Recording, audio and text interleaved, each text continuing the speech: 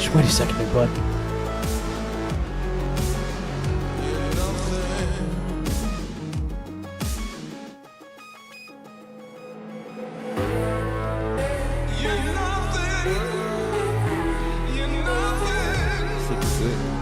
Oh, you like that? Yeah, that's great.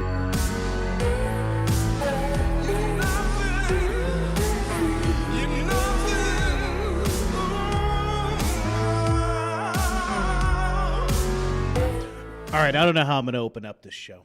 I don't know. I didn't think that far ahead. I didn't think that far ahead. Did you already start? Oh, yeah, we're live. Oh. Oh, yeah. Oh, is that all right? Quiet? You do your thing. Do your thing. Do your thing. My bad. Hello, everyone. Where are you, you ask? You're where you want to be. You're where you want to be. All right? I'm going to start streaming on Thursdays. Most of y'all know me. I'm Dick Nicarlo of Murder the Media. Great to be here. Great to be here. Thank you. Thank you. And it's great to have you here as well. I got a good friend with me today. Great friend, great inspiration as well. If I could figure out, I'm still new to OBS, so bear with me. That does not look right. There I am. That's not correct. There he is. Me, there's a quarter of my buddy. Let me see here. Oh boy, what a mess. Let me get that music bed going. See if I messed that up. Here we go. Music you got playing, I can't hear it. Is it cool? It's like a lo-fi. So I subscribe to Brain FM because I've got ADHD, and it helps me focus. I'm not gonna lie, helps me focus a bit. Nice. Yeah. So you satisfied with this look for me, or No, I'm fixing it right now. That's why I put the music bed on real quick. Okay. You satisfied with this? No, not at all. This is fine. Let me figure out what went wrong. I had it set up. I did. I had it set up. Balls. Nope. OBS controls are so weird. Let's try 800. There we go. Hold on, guys. We're getting this. My first streams, whenever I start something new, they're always a hot mess. Okay. I made a weird song called Hot Mess for a girl in New York. Her name was Anita Moreno, and she was from somewhere South American. And it's kind of a freaky little song. Okay. Well, I'll tell you, I need a hot mess myself. I need a Anita. Nice. Yeah, you like that? Okay. Oh, okay. There we go. Hey, here I am. Figured it out with glorious glow. I'm like a wobbly ghost in your world. Oh, yeah. Hold on. Let me turn that off. Oh, I thought that was on purpose. It was. It didn't look good. It didn't look good. I didn't like the ending product. This is sick, dude. This is like a fever dream. Yeah, it's This is like a fever dream. Yeah, it's like my psychosis. I just put it into a stream, you know? Yeah, I like it, dude. This is really cool. Hey, there's Vil. Hi, yeah, Vil. he's kind of here. He's kind of in another dimension right now. So that's from a video we did. That was like the first thing I ever did with a green screen. He pretended he was reporting on Venezuela like 6 or 7 years ago. And like, oh man, it was so cool. We had like plants and everything, and it looks like he's in the forest. And then that's his follow-up video where he's tripping on shrooms and on accident. Oh, wow. And yeah, that's so good. I named today's episode because you inspired me with wanting to be honest on camera. Just being honest, just being yourself. Just not dropping personas, you know what I mean? Yeah, it's really hard. It's difficult. It's hard to be yourself. It's incredibly difficult to be yourself. Music bed's a little loud. There we go. Oop. I know you can't hear it, sorry. Right there. Perfect. All right, guys. All right. What's up, Randall? What's up, Jessica? Blood Local? Everybody. Just what's up, everybody? I'm not reading all these names. Hi, everyone. How are y'all doing? Should I look at chat? Maybe I should look at chat too. Oh, do Hey, you have... don't let me get in the way. You rock out, and I'm just gonna be part of the window dressing for now. Well, so part of the, I wanted to just have honest discussion today. Just honest discussion. Nothing weird. I'm not trying to like expose you or anything, or like, just like, it's hard to be honest on camera. It's hard to be yourself. It's hard to drop a persona, a stage presence. And it might not be for you, but it is for me. It's hard to be yourself, period. Being yourself is really difficult. I mean, it's inevitable that you're going to be yourself, but there's like a thing where you're like, you know, it's hard to be vulnerable in front of people, you know? I find it really difficult. I try and do it, but it's like, you know, it's like jumping without a parachute. You're like, you don't know what's going to happen, you know?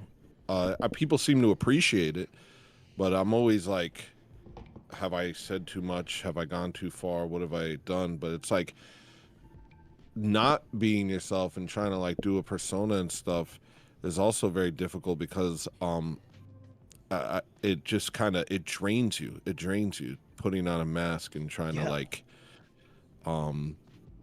same thing with I don't lying. know, like trying to put forward something, like trying to like put forward anything inauthentic is just it becomes like a chore that needs constant upkeep. Right, and it's the same thing with lying. Not that they're exactly the same thing, but I mean, you're not being your honest self, and lying is exhausting, dude. Lying is absolutely exhausting. If you don't lie, you don't have anything to remember. I forget who said that, but I don't have a good enough memory to lie. So like, it's just easier to deal with the consequences of honesty. It's better, I think, ultimately. It is, and you feel better for it, you know, or at least you don't feel bad. Yeah. And you always got those people that'll take a dump on you for showing that sign of weakness, but those people are scared to be honest with themselves. Yeah, that's a hard thing to remember. Sometimes I get out of it and I'm like, I forget that the reason people are threatened by me is because they don't understand why I'm not wearing a mask or why I'm not pretending, and it makes people uncomfortable. But I think, you know, that's their own business. I don't know why they attack me for it. It's weird. It's like, why how could it be that threatening to you that I'm weird? Right. That doesn't make sense. So Hayes to the Kush, what's up, bud? He said you need the trolls, don't get mad over it. Yeah, but sometimes it's hard not Hayes to to get the mad Kush over is trying to sell weed in my Discord, bro. Hayes to the Kush needs to chill. Trying to flip some crack in there. That's pretty cool. I mean, if that's what you're doing. No, that's not allowed. Not We're in there. doing Not that. in there. But you know, hit me up. No, I'm kidding. I wouldn't do that. It's kind of crazy. But yeah, It's kind of a crazy thing to do. Sorry. No, sell drugs in someone else's Discord. It's madness. It's absolute madness. It's a ballsy maneuver. Oh. But yeah, it was a combination of what you said yesterday on stream, and then just today, I'm gonna put Ville's business out there since I'm being honest. Sorry, Ville. He found out today he's in the half retard club. He has ADHD. Is that what it means? You're half retarded? I think so. I mean, they always told me I had ADHD, and I mean, whenever I read about ADHD, and sometimes like if I'm like researching, like what the heck is going on with me? Why am I like this? Something about ADHD always pops up. It's like, you have ADHD, but Right. I don't know. I think we're just built for different things. I don't think it's a disorder. That's so stupid. That would that would necessitate a order. Like, oh, this is how people should be, and you're not that. That's crazy. That doesn't make sense. But everyone tries to enforce an order too. Like even with life philosophy, like, oh, you should build up your credit, you should do this, you know, you should live this way, you should have this organization. But yeah, it's a fake order. Yeah, it's not real. It's not based on anything. It's not like it's based on, you know, God or the church or anything like that. It's just based on, hey, we made a Ponzi scheme, and now it's your responsibility to Now uphold it's your it. life. Now it's your life. Yeah, yeah. That doesn't really make sense.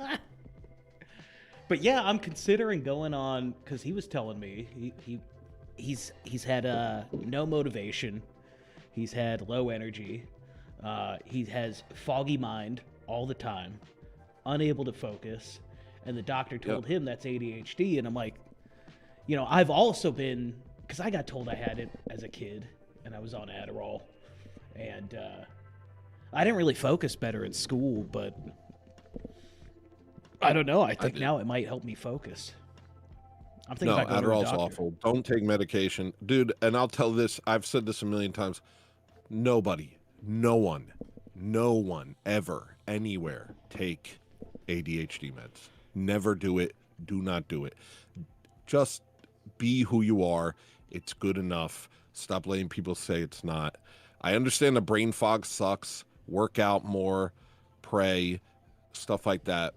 You know, maybe eat healthier, but don't get on some psychotic drug that turns you into a robot. You'll regret it. I promise you'll regret it. I've been on Adderall most of my life, bro. I was on Adderall from age 7 to age 20, and then I got back on it when I was 29, and it was the difference is night and day. You may get more done, but you're a freaking psychopath. You're a robot. You have no personality. Dude, you can't do it. Especially as like a comedian, someone who talks and stuff like that. It's useless. And you can't like, oh, well, I'll just use it for this, because the come down and the long-term effects are unbearable. You can't just, oh, I'll use it for the days I do this, but then I won't take it and I'll have a personality. No, you won't. It's going to take a long time before you get your personality back. It took me months before I was a person after I quit. Man, sometimes I wish I could drop the personality and just be a drone and get all the like old projects I have done, you know, just actually. Like what? I mean, it depends on what kind of projects. If they're creative, and you're going to ruin them. Yeah. You're going to overdo it. You're going to make it weird. You're going to obsess with stupid details, and then they'll become everything, and you'll forget where you started, and you'll feel like you're doing amazing stuff. But at the end of the day, you'll look back at everything you made, and it'll just sound like AI made it. Damn. I guess. I mean, this is my life experience. I feel like I've had more experience with Adderall than most people, and I feel like it did so much damage to me. And I mean, it definitely messed me up as a kid. Like, it gave me, like, maybe not a personality disorder, but it definitely messed with my mind. And, yeah, I think it definitely permanently screwed up a piece of me. But at the same time, if I'm already screwed up a bit, what's a little more gonna do? But I get what you're saying. I don't think you realize what you have. You have a great personality. You're very funny. You're on point. And, I don't think, people are so crazy with chemicals, bro. It's a fragile thing, what we are, and it can be destroyed. It's like, I don't know. Sometimes I wish, not saying it's the same exact thing, but like the Matrix reference, the red pill and the blue pill. Sometimes I wish I could just shut this shit up, you know? Just shut it up for a minute. I do know. But actually, that's honestly, that's demonic attacks. Anything that kind of makes you unsettled, those types of thoughts that make you unsettled, make you despair, stuff like that, that's from the devil. Yeah, and Adderall's not going to make that better.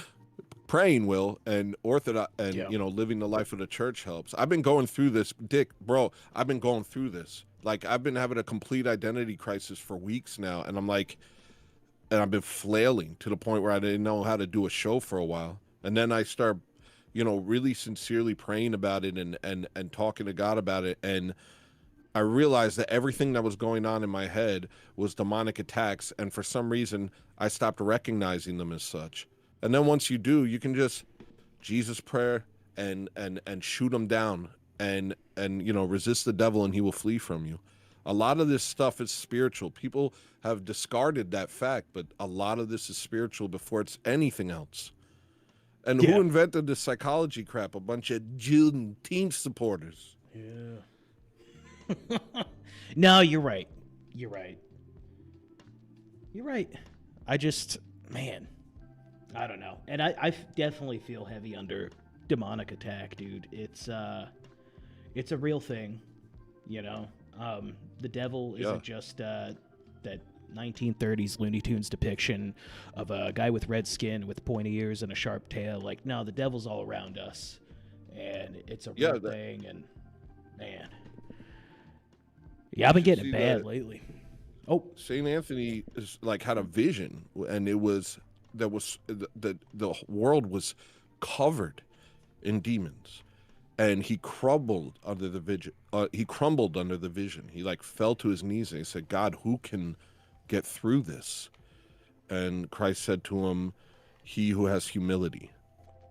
And so yeah, it's a lot more serious than people realize. It's a fallen world. It really is a fallen world we live in. Sorry, what were you saying? No. I'm digging what you're saying.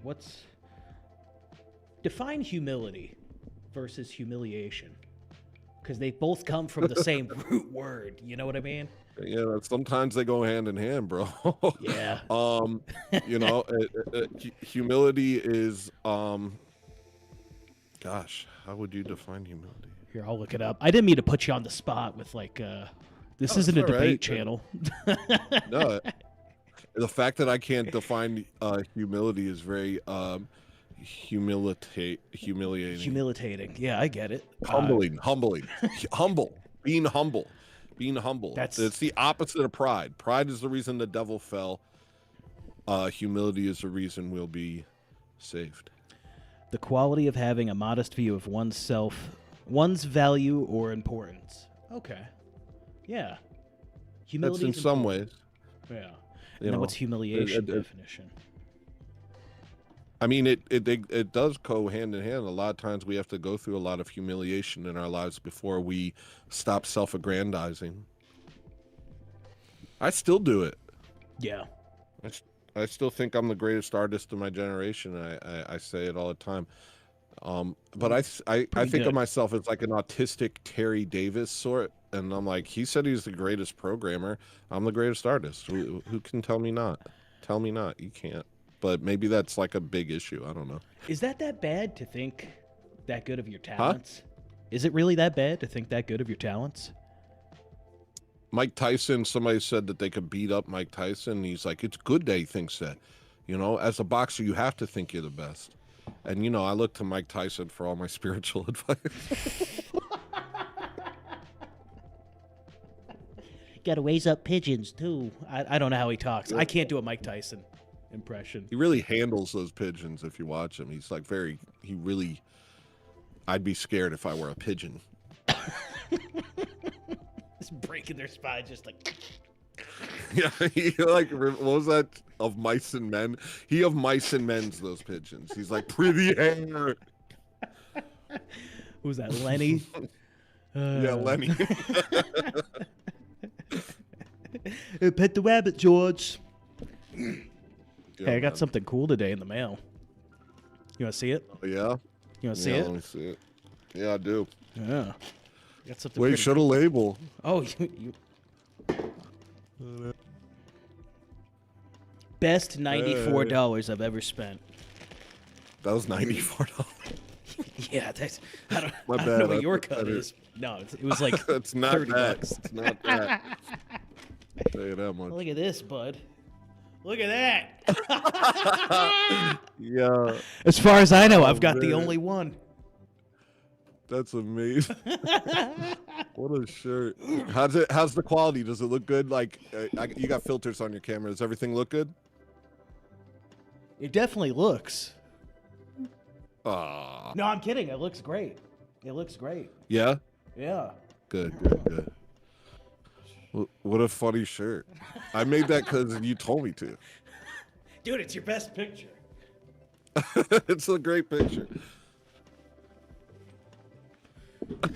Perfect fit. That's so good, dude. What if I keep that there? I kind of look like a priest with a collar. Nice. Well, Catholic priest. Yeah. Roman Catholic. Yeah. What do we call them? Papist Protestants. That's a great shirt. That's a great shirt. People are going to stare at it, be like, what the heck is that? I'll tell them. Yeah, maybe I'll It's make some HelloListener. album sales off. That's kind of cool, man. Did you want it with the words like that, or did you just want my dumb face? No, it's perfect with the words. It's perfect with the Okay. words. It's just straight up the album. This is so funny. You're the second person who requested a shirt with just my dumb face. I mean, it's an iconic picture, man. Thanks, man. It's a great shirt. No, thank you for making it. You made that on the fly on a stream. You were just like, hold on, Nick. Hold on. And then you made a Yeah, sweatshirt. that's what I love. Like, that's why, you know what I mean? Like, now is the time for ADHD. Now is, this is our moment, bro. You're like, oh, you want that? If I could do it before I forget that I'm doing it, then it exists. And then, you know. In a way, it could be like a superpower, but not until you actually have a solid idea of what you want to do. Like, dude, I knew I was going to do this show for like 5 days. And I didn't know what I was going to do until, what, like last night? I'm like, hold on, what am I doing here? And then this turned out exactly the way I wanted it to look. Because I had that. It looks great, man. Yeah. I might switch it around, though. I'm using my webcam as the main cam. But I kind of like the gritty look. I constantly have to switch it up. Because it affects me if it doesn't change. So, like, I'll have a look for, like, a week or two, and then it always changes. If you go back through if you go back to, like, episodes of my show, like, every month the show looks entirely different. Yeah, there was one time you did a show and you still don't remember what I was talking about. You had like a 3D render of your face as the background. And I'm like, how the hell did he get that? And it was weird. It was like, it would freeze and then animate and then freeze. Dude, you got to send me that. You got to show me the episode. It's your episode. Because that sounds really cool. And I want I'll to do look it that. If I did that, I would like to do that. A lot of your people are in the chat. You know what I'm talking about. You guys know what I'm talking. Oh! Yo, you're so crazy, bro. I got a subscriber. Thank you for subscribing. Hey, guys, subscribe to you. my boy. Subscribe to my boy, will you? My goal is to just get the channel just big enough on YouTube to where it allows monetization. That's it. I don't care about growing from there. Just allow the ranting, because stream elements. That started for me too. Yeah, it did. Was it always like that? What? Like, did you always have to reach a certain threshold? Because I swear, like, I don't know, 6 years ago when I was focusing on YouTube, like, that wasn't an issue. You didn't have to. I didn't really do anything back then. I only started doing this a little over a year ago. But what I was saying is, once you hit that goal, you're not going to be satisfied. No, I think I will. No, you won't. All right. No, I think I will. I've had this talk a lot, and I don't want to get huge. I don't want to get big. I want to have a following that I could be honest with, dude. And I mean, that's what I have now, on the Rumble side at least. Like, all my people know I'm half retarded. I don't have anything figured out, but I do my best. Well, are you going to want to do it for a living? If you want to do it for a living, you're going to have to do more than just have enough followers to monetize. Maybe a little bigger. That's what I'm saying. Like I'm Yeah. trying to get to the point where I'm secure. Like right now, every month is like, hope this works out, and usually it's working out pretty good. But I'd like to get to the point where like I'm not stressed about it. Like it's like, okay, we got this. You know, I want to get to the point where I can buy a fridge and not feel like it's going to ruin me. I get what you're saying. A stability level where it's enough to Yeah. sustain off of, but not necessarily get rich off of. No, I don't care about that. I just want to, yeah, I want to be stable. That would be really nice. Yeah, I want to get bigger. I just don't want to get big. I don't know. Well, it does come, you know, with larger and larger audience, you start to feel the pull more and more. But that's like a constant battle. You have to battle your own audience and be like, no, I have to remain me. Because your head will fill with ideas of why people are watching you. And Right. you'll feel like you have to lean into those things. And You then know you- this. then You've you been end doing up this for a being long time. Dishonest, you know? Then you end up creating a persona that's not you. Yeah. And dude, there's been like 3 or 4 times since I've been doing this where it's like, why am I doing this? I hate doing this. I'm miserable. Why do I hate doing the show? I mean, I told you that with the Murder the Media Live stuff. I hated doing it. There was like a certain threshold of what was expected out of it. And then I couldn't stand it. It was just like, it was, what's the word? I was like a drone. Yeah. You know? Yeah. Yeah, I'm done with that. Yeah, it's really, I'm constantly struggling against it. And then I realized that I don't, like, then I remember why I started doing it in the first place, and then the show's good again. And maybe the show's good even when I think it's bad, but like at the end of the day, I need to feel like, I don't know. This week I'm back. I know I'm back this week, but I don't know why. I just know I am. And well, I know why too. It's because I've been really like focusing on fighting off the demons, because even that is just like there's so much stuff going on that you're like, it's hard to recognize that it's from the demons. It's hard to recognize sometimes. So you're like sitting there saying, I'm not myself. What's different? How do I get back to myself? Like, that's such a crazy thought. That's actually from the demons. And once you can kind of discard that and discard other people's expectations of you, then you can just get back to doing what you love, which is making a weird show. And I think you and me are both doing that. We're both making weird shows. I mean, my show's not weird. What are you talking about? What are you talking right about? now, bud? This is normal to me. No. This is normal. This is my normal, bro. I'm kind of like the Joker. Oh! Hayes to the Kush, subscribe.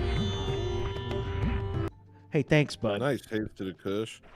I'm Sorry watching for the you, man. sorry for the demonic the demonic alert. It's a funny image. I'm just like sensitive to everything, man. It's just how I am. That was the second thing ever I did with the green screen. I was drinking one night and I went to this old studio in Texas and I was like, I got an idea. And I just propped up a stool in front of the green screen and like, you know, held up the bottle. Looks cool. It looks really cool. The third eye is, but I get it. You're going for some like weird demon crap. You're doing, yeah. Well, it's to make demon. fun of them. It's to make fun of them. Yeah. Yeah. I'm making fun of demons. Somebody said something about a demon recently. Somebody said something about called Satan a stupid idiot or something. I don't know. Somebody insulted Satan recently. I thought it was really funny. It's like kind of a funny person. We should be probably doing more Ooh, yeah. That we should do diss tracks to Satan. I'm gonna start doing that. As long as you That don't. way I can let out my darkness on the right person. As long as you don't pop and lock it while you're doing it. I don't know if I can pop and lock. You tell me. Is this pop and locking? Like. Here, I'll give you a beat. That?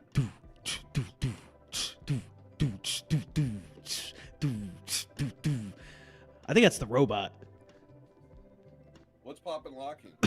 I don't know how to do it. I don't know how to do it. You know what? I take it back. You ever try and do the Harlem Shake? Only blacks can do that. That's so hard to do. Was it? Is that the one where you? They're like this. They're like.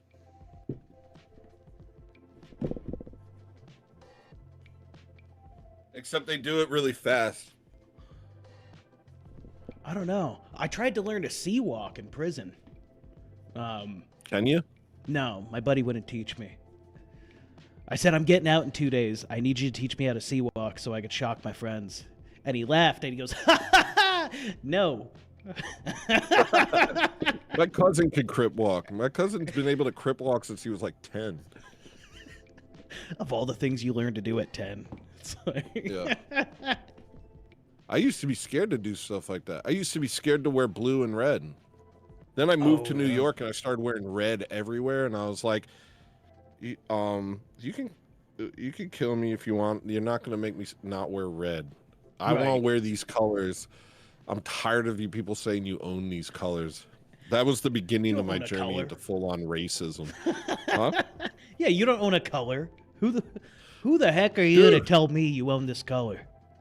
Well, I've always lived in hoods, and I was never affiliated. So I always was like, you got to be careful. You have to think about that stuff. But then one day I was just like, yo, I'm tired of these black people telling me what I can wear, yo. These blacks. Freaking hate it, dude. They tell you the rules of engagement. They tell you what words you can say to them. They tell you what clothes you're allowed to wear. Yo, who do you think you are? Right. You think you're God? You think you're little God people? Yeah. If I want to dress like a fisherman wearing blue, all right, I'm going to do it. I'm going to do it. Here I am. I love the aesthetic. I love it. I can't do sweatshirts, though. Why not? I hate it. I hate sweatshirts. I hate the feel of it. Long sleeves. Oh, I love them. I like being cozy, man. I'm always kind of trying to be cozy. If I'm not cozy, I feel like I'm gonna fight somebody. Oh, maybe I'm just on edge all the time. If you're not wearing like a sweatshirt, you're wearing fight clothes. You know what I mean? Yeah. Yeah, I'm ready to fight. That's what you're doing. Yeah. Right. I'm not ready to fight right now. If somebody came to fight me, I'd have to change. I'd be like, give me a second. I'm just always hot. I'm always hot, so I can't wear something like that. I can't be cozy. It's cold up here. Yeah. You're in a hot place. I'm in a cold place. Well, it was like 42 degrees over here, and I was wearing like a light jacket. 42 is a nice day up. All right. You got me. Okay. Wait, what's the temperature right now? Hold on. I'll tell you. Over here, it's hot. It's hot today. 77. November 13th. No, that's the date. Hold on. It's 26 degrees here right now. And that's the middle of the day. At night, it was probably closer to 0. I feel my best, like I'm most alert, sharp, and ready to go when it's cold out and I can't feel my extremities. Yeah. I almost feel the opposite. Like, I've always liked hot weather. I've never really liked the cold. I've adjusted to it, but I've also adjusted my entire being to it, because I used to really like being hot, sweaty. You know, that was a good feeling for me. But now I just like being like cozy because I'm always cold. That makes sense. You're in the colder climate. Yeah. So, what can you tell me, if anything, about this debate channel you got coming up? All I could say is scud incoming, big boy. Scud incoming. That's all I could say. Scud incoming. I want to debate someone. I know I've said before, like, I think all of my debate would just devolve into, well, you're a nerd, shut up, I'll fight you. But, like, no, I think I'm of sound mind now. I could just... No, I think you'd be great at debate. I honestly, just seeing you argue with Ancient Waves, I was like, wow, he's handling this well. Oh, yeah. Oh, I don't know. I'm not going to lie. I thought I mean, once you start flinging mud and you guys were just name calling, that was whack. But before that, you guys were like, everything you like handled it in this really, I don't know, you handled it really well and didn't let yourself get frazzled. I get frazzled. I get really frazzled during debate, and it feels extreme. Like it feels like I get an adrenaline rush, and I start screaming. I was more embarrassed because that show wasn't meant for that, and I just wanted to have a good time. Yeah, me too. But we did have a good time up Dude, we until had a that great moment. time. I was freaking dying laughing that show, even though I had a severe stomach ache. Yeah, and then I wanted to start doing the Nikki and Bricky show on Fridays, and then Bricky stopped showing up, and I was like, okay, well, you know, best laid plans. It's because I didn't show up the first time. I apologize. I had a situation. No, I don't think it was because of that. You know, it's just things happen. It doesn't matter. I had a situation. Did you want to talk about it? You said twice now. Seems like you want to let it off your chest. What's your situation, No, bud? I just feel guilty that I didn't show up. Oh, yeah. Don't feel guilty at all. Don't feel guilty at all. Please. A good friend of mine, their father was dying. So, you know, that's I stayed rough. there, hung out, talked to them. Yeah. Not necessarily about that, but yeah, you know, I couldn't leave. It's I couldn't good to have leave. somebody but you know there. what? I'm available on Fridays. If Bricky You know, is. you have a good character. You have good character. You have character. I've noticed that about you. You're the type of guy who'll go out and do things for people, and it's just natural to you. That's not natural to me. I'm very reticent to, you know, go out of my way, but it's like it seems like it's nothing to you, which is really admirable. Yeah, but you get walked on if you do that too much. You get stepped on a lot, you know. It's yeah. Oh yeah. Yeah, people just take it for granted. Now I just don't talk to people. Like Yeah. half of my following is my friends, so like if they want to know what I'm doing, they know not to text or call. They just watch the show. Yeah, I mean, I guess the people who watch my show are my friends now, but in real life, I try and make sure that nobody who knows me watches my show. I go to great length to try and like for a little while when people asked what I did for a living, I was like, oh, I work in video and audio. Oh. Just keep it so vague that there's no way they could. And they'd be like, oh, like what? And I'd be like, oh, you know, like audio, video. We got Can we change the subject? What do you do? Right? I got a good friend, great friend, one of my best friends, and he wears Murder the Media merch all the time. And people are like, "What's that?" And he goes, record label, it's a small record label." Yeah. They make noises. It's a record label. They produce sound. Yeah, it's so crazy. If we lived in like a white country, nothing that we did would be weird. Nothing that I said would be weird. Right. And in fact, it wouldn't even go into that territory. It would just be like, we're just whites, you know, doing our white stuff, having fun. Here's my white song. Here's my white art. And instead, everything is freaking loaded. If you say it's okay to be white, people freaking lose their minds and draw swastikas on their own synagogues to destroy you. And it's just like they don't even draw them right either. Yeah, it's so weird, man. Black people out here thinking that they're God and being like, yeah, we are the superior race, and was it melanin? Melanin's a superpower, and Yeah, melanin helped us. I just made that up. That's pretty good. Watermelon. Let's put that on a shirt. Sorry, that was racist. I apologize. Was it? Yeah, I was super racist. It was racial. You can't say watermelon. That's weird. They're like, you can't say that we like certain food. Even though they say it all the time. Shut up.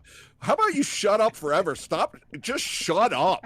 Totally shut up completely forever. You can't wear this clothes. You can't say we eat the food that we eat. You can't say this word. Oh, you can't wear dreadlocks. I'm going to wear dreadlocks. I'm going to wear watermelon. I'm going to eat watermelon. I'm going to say, oh, black people love watermelon. Who are you? Why do you think you have this power over everyone? You're just like the meanest, nastiest people. Truly, nasty people. They're sensitive. They're sensitive. I mean, look at in contrast, compare them to Italians, right? Our culture is summed up by food too. It's like, oh, you like spaghetti? It's like, yep, that's me. Yes, that's what it means to be Italian. Do. I like spaghetti. You imagine you being offended because someone says you like spaghetti. Can you imagine being offended by that? Oh, you got a ragu sauce recipe? Yeah, of course I do. It's been handed down through generations. But it is a secret. I'm not going to tell you. It's a family recipe. You know? Yeah. That's grok. Or the Irish. Oh, you're an alcoholic. It's like, yeah, I booze it up all the time. I like alcohol. We're not crazy. How dare you say I like fried chicken? I'm mentally ill. Don't talk about the things that I express that I like. That's not for you. Dude, can't stand them. Can't stand them. I can't say it enough. Get them out of here. Get away from me. You people are impossible. You people are absolutely impossible. I wish they could just a little self-reflection and realize how absolutely impossible they are to be around. I've noticed there's some like that in every group except for the Irish and Italians, but there's predominantly more with the blacks. What? Tell me one other group that's whack.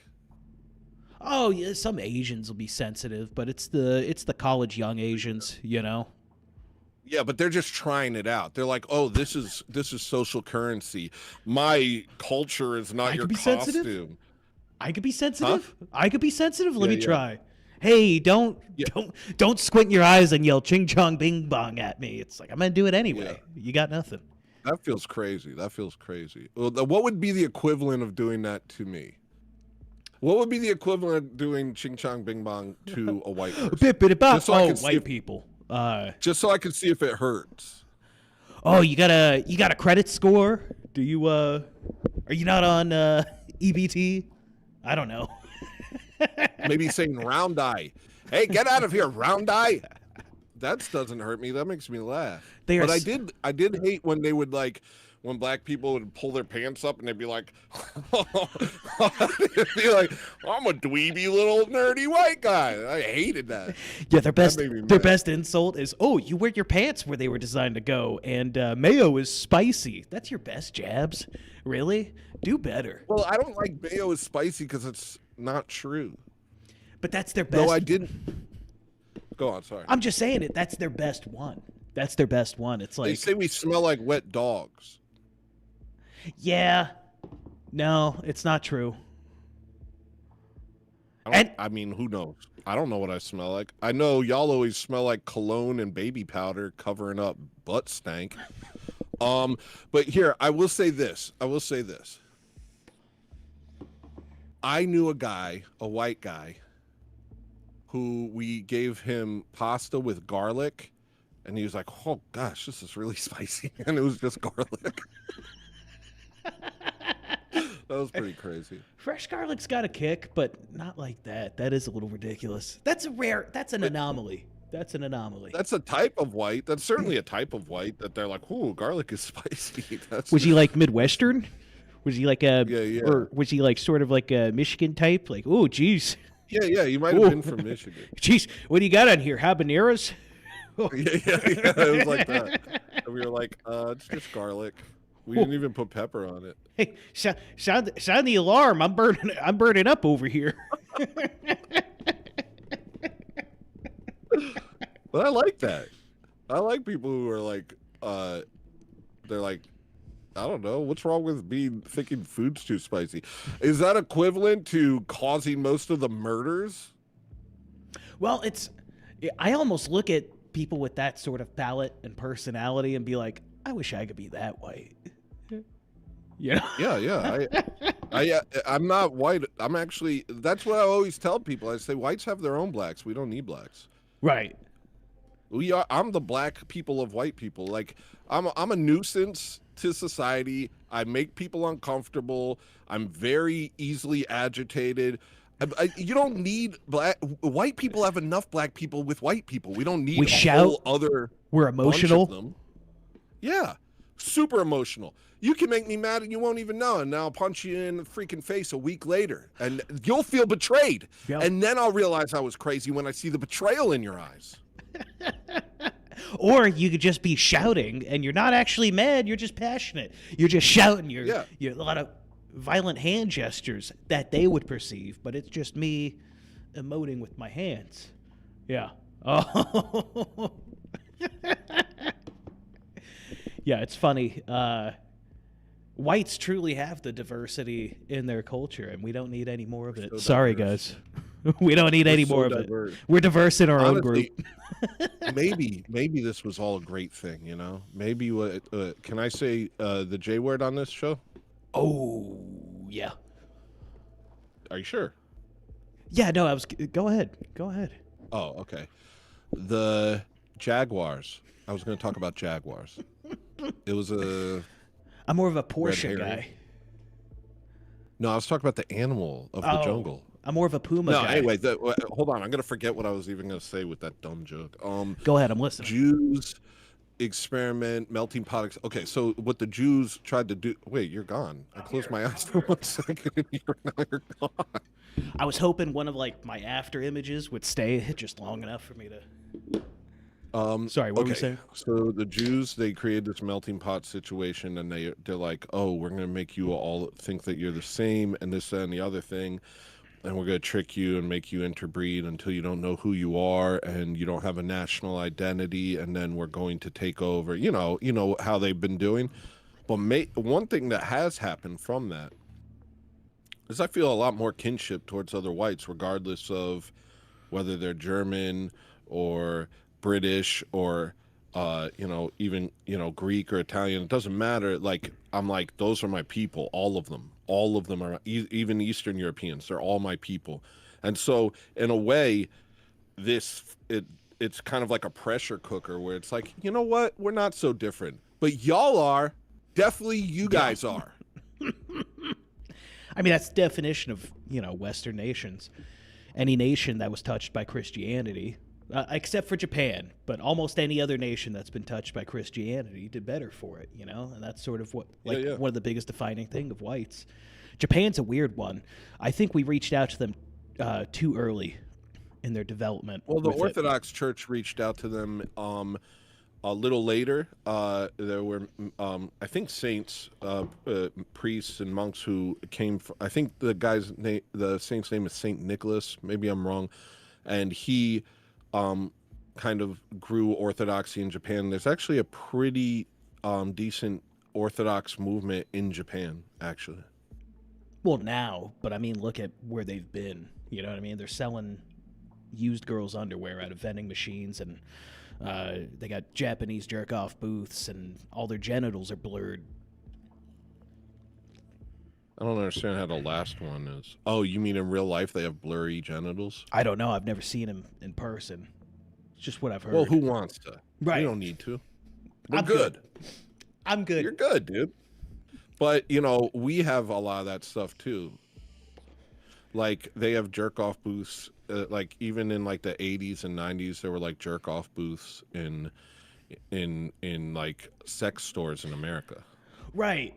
And that's sort of, that's the decadence of our society. That's the decadent era. I feel like Japan was probably best off not having Christianity for a while. I know that's weird. That's a weird thing to say, but not just Christianity, but the consequences of the Western modern world and them advancing too quick.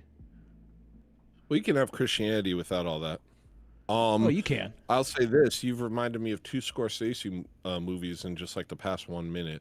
Taxi Driver, because of the weird sex movies, but also the Silence. Did you ever see that? No, haven't seen that one. Incredible movie. I know it's about Catholic priests and stuff, or monks, but one of the best movies I've ever seen. I'll touch on that. Someone with one of the funniest names I've seen on Rumble, Girth, Wind, and Fire. He asks, what do you think about gingers? Freaking love Ron Weasley, dude. He's a freaking Chad, I think. I think Ron Weasley's a Chad. I think like I've always liked redheads. I don't think I haven't had a lot of redheads that were like that I was like close with, but I always thought these are some cool people over here. Well, there you go, Girth. I had to read that chat. That's one of the funniest names I've seen in a while. I mean, I do feel like more close to people who look like me, people who share my admixture, you know. Yeah, but with the gingers, they still look like you. It's just, I mean, in facial features, in physiognomy, and physical traits, it's just, you know, they're a little paler and they got red hair. Big deal. They can't get sunlight. Yeah. But we get I'm sunlight just saying, better like, than anybody else. I'm just talking like strictly like Italian sorts. Like I feel it's easier for me to talk to somebody like you than it is to talk to like a tall Norwegian. Yeah, I feel inferior. I have like an inferiority complex. Like I feel like they're superior to me. The Norwegians? Just tall, Aryan-looking. I just feel like they're superior. I don't know. Oh, okay. I'm not judging you. I think they're boring, but I think they're like this, and they got their life together. This is my idea of Northern Europeans: is they have their life together, they're doing well, they're in their you know, they're comfortable in their own skin. They're probably like good at sports, and you know, I just feel inferior to them.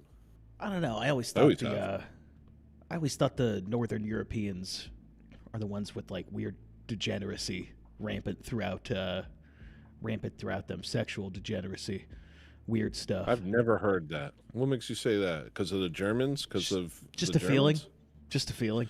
The Germans, it was a literal attack from Jews to. Right.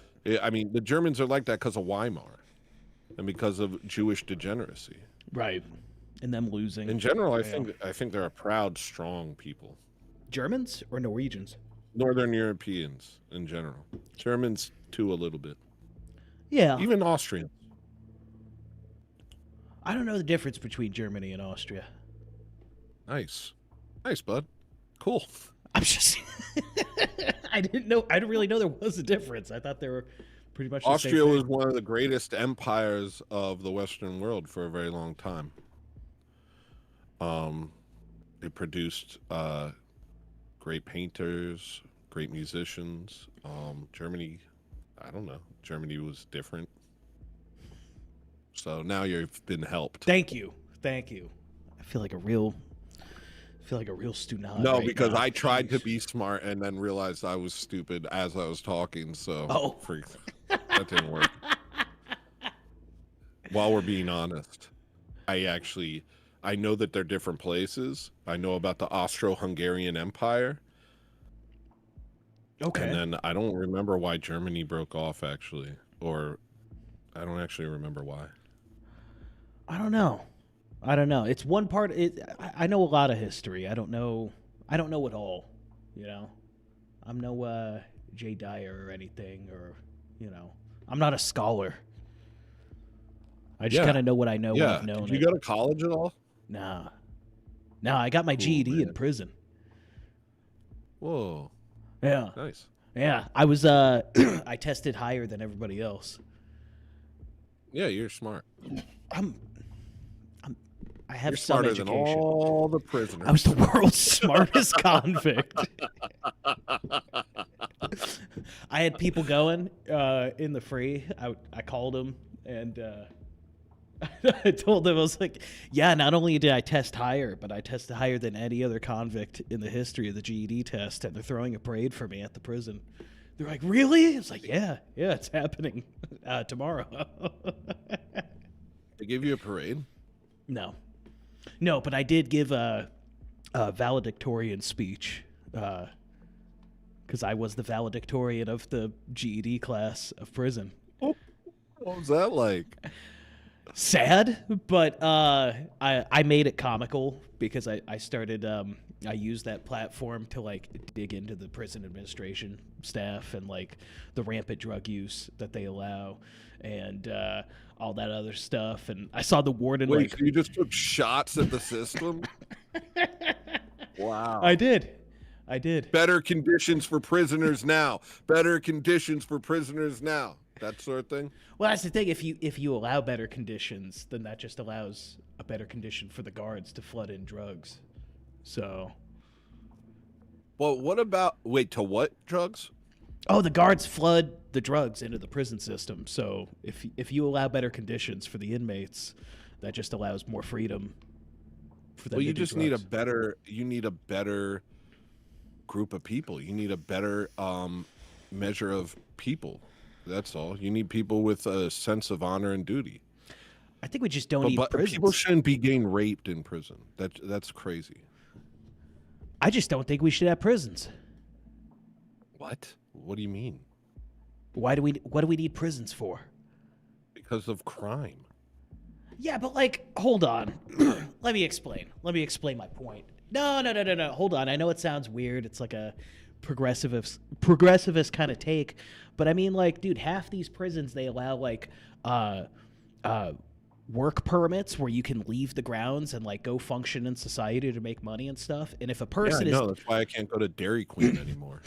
Go on. But if a person is safe enough to be out of prison and to go work, then why do they need to be locked in a cage in the first place?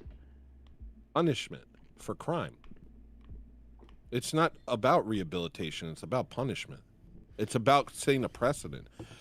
We need a much stricter system. Well, we need a system where people actually get punished to the point where they're afraid to do crime. Well, I think there's definitely people that belong locked up in a cage in our society, but I think a lot of that problem just stems from having the wrong people here and then influencing our society to commit these heinous crimes. And if we didn't have a lot of those people here to begin with, we wouldn't have to have the cages to lock up the animals, and then innocent people wouldn't be locked in the cages with the animals. Brother, my Malamute ears are hearing your dog whistle, but even if it was an all-white country, we would still have criminals. Like I said, we are the blacks of the whites. That's true. People do crime. All right, I'm back on the pro-prison train, okay? Nice. Lock them all away. Maybe not private prisons, you know? Maybe that's and maybe like, you know, people shouldn't get raped in jail. There shouldn't be a culture where that's okay. Why not private? I'm with Moby on this. Why not private prisons? Because it turns the prison. I don't know. Wait, come on, bro. You know, don't make me think a whole freaking thought. All right, my bad. Oh, Tony, wait, Tony, come back. Tony, I'm sorry. I wasn't trying to put you on the spot. This is why I can't do debates, by the way. It wasn't a debate. Like, why not? And then you have to think of a reason. Well, you made me think of a reason. We were just talking. Well, no, I'm gonna get there. But it takes me a minute. I gotta take a walk. Take a walk. Think on it. Take a walk. I'm gonna read chat. It's okay, Tony. Well, private prisons are bad. Because, hold on, it incentivizes profiteering off of the prison industry. The problem is that, like, dude, already the federal government makes money off of the prison industry. The federal government should make money off of the prison industry. It's just the federal government should be a representation, should be, like, better. We should have government. Maybe. Here's what we need. We have a government. We lock up prisoners. We put them to work. We make them freaking hit rocks with pickaxes or whatever. And like, nice. That's going to help. And then we take the revenue from the prisoners and we put it into making roads. I'm going to be the czar. Wait, Vil, is there no music bed? Oh, geez. Did I do this whole thing without a... Hold on. I'm going to see what other people are saying about private prisons because I'm stupid. No, it's funny because there's people that like campaign on taking away private prisons, but whenever they shut them down, you just flood the federal prisons and the other prisons with more people, and it becomes overcrowded. The problem is like the amount of people that are in the system to begin with, like people that don't need to be locked behind bars with dangerous people. Yeah, that's why I want to. I have a form of government called um, a concentric monarchy, and it's a series of concentric circles where the part of the kingdom that you are allowed to exist in is directly dependent on your character. And so you rise to the level of your character. So certain aspects of society are simply not for you because of your character. So instead of this sort of punishment, it's just levels of banishment. So in the highest quarters, there would be, you know, the saint-like people. Outside of that, maybe you're a little goofy, and you know, so you can. So it's like it's actually more of a consensual thing where it's like, this is where I want to live. I want to live among people like me. If you want to rise to a higher level of society, it's completely character dependent. It's dependent on what kind of person you are. Oh, are you someone who likes to do crime? Are you someone who likes to fight? Well, now you're in the lower level. It's like hell. You know, now you're where people who like to fight are. Now you're where people who like to commit crime are. So you no longer have access to victims. You just have access to other people like you. And so now you guys can go live that sort of life. Everyone who wants to rob, steal, and hurt, you guys exist in a lower rung of society in which, go ahead. We're not going to punish you. We're not going to go after you. You guys make up your own, you know, kind of system there. But you are completely set aside from the rest of society. And it goes lower, you know, to complete exile. If there's a certain level where you aren't allowed in the kingdom whatsoever. But it kind of safeguards different people with different lifestyles. If your inclination, you feel like, oh, I need more freedom, I need to party, I need to do certain types of things, well, there's a level of society in which that's acceptable. You're not allowed into a level of society where that's not acceptable. You rise to the level of your own character. And I think that's how society should be run. And I think to an extent, that's a reflection, a stratified reflection of the kingdoms of heaven and hell. Okay. I agree with that. There needs to be a level of shame, for sure, and exile to a point, depending on the crime. I just think the problem is that there's so many, like, weird, stupid crimes that aren't even really...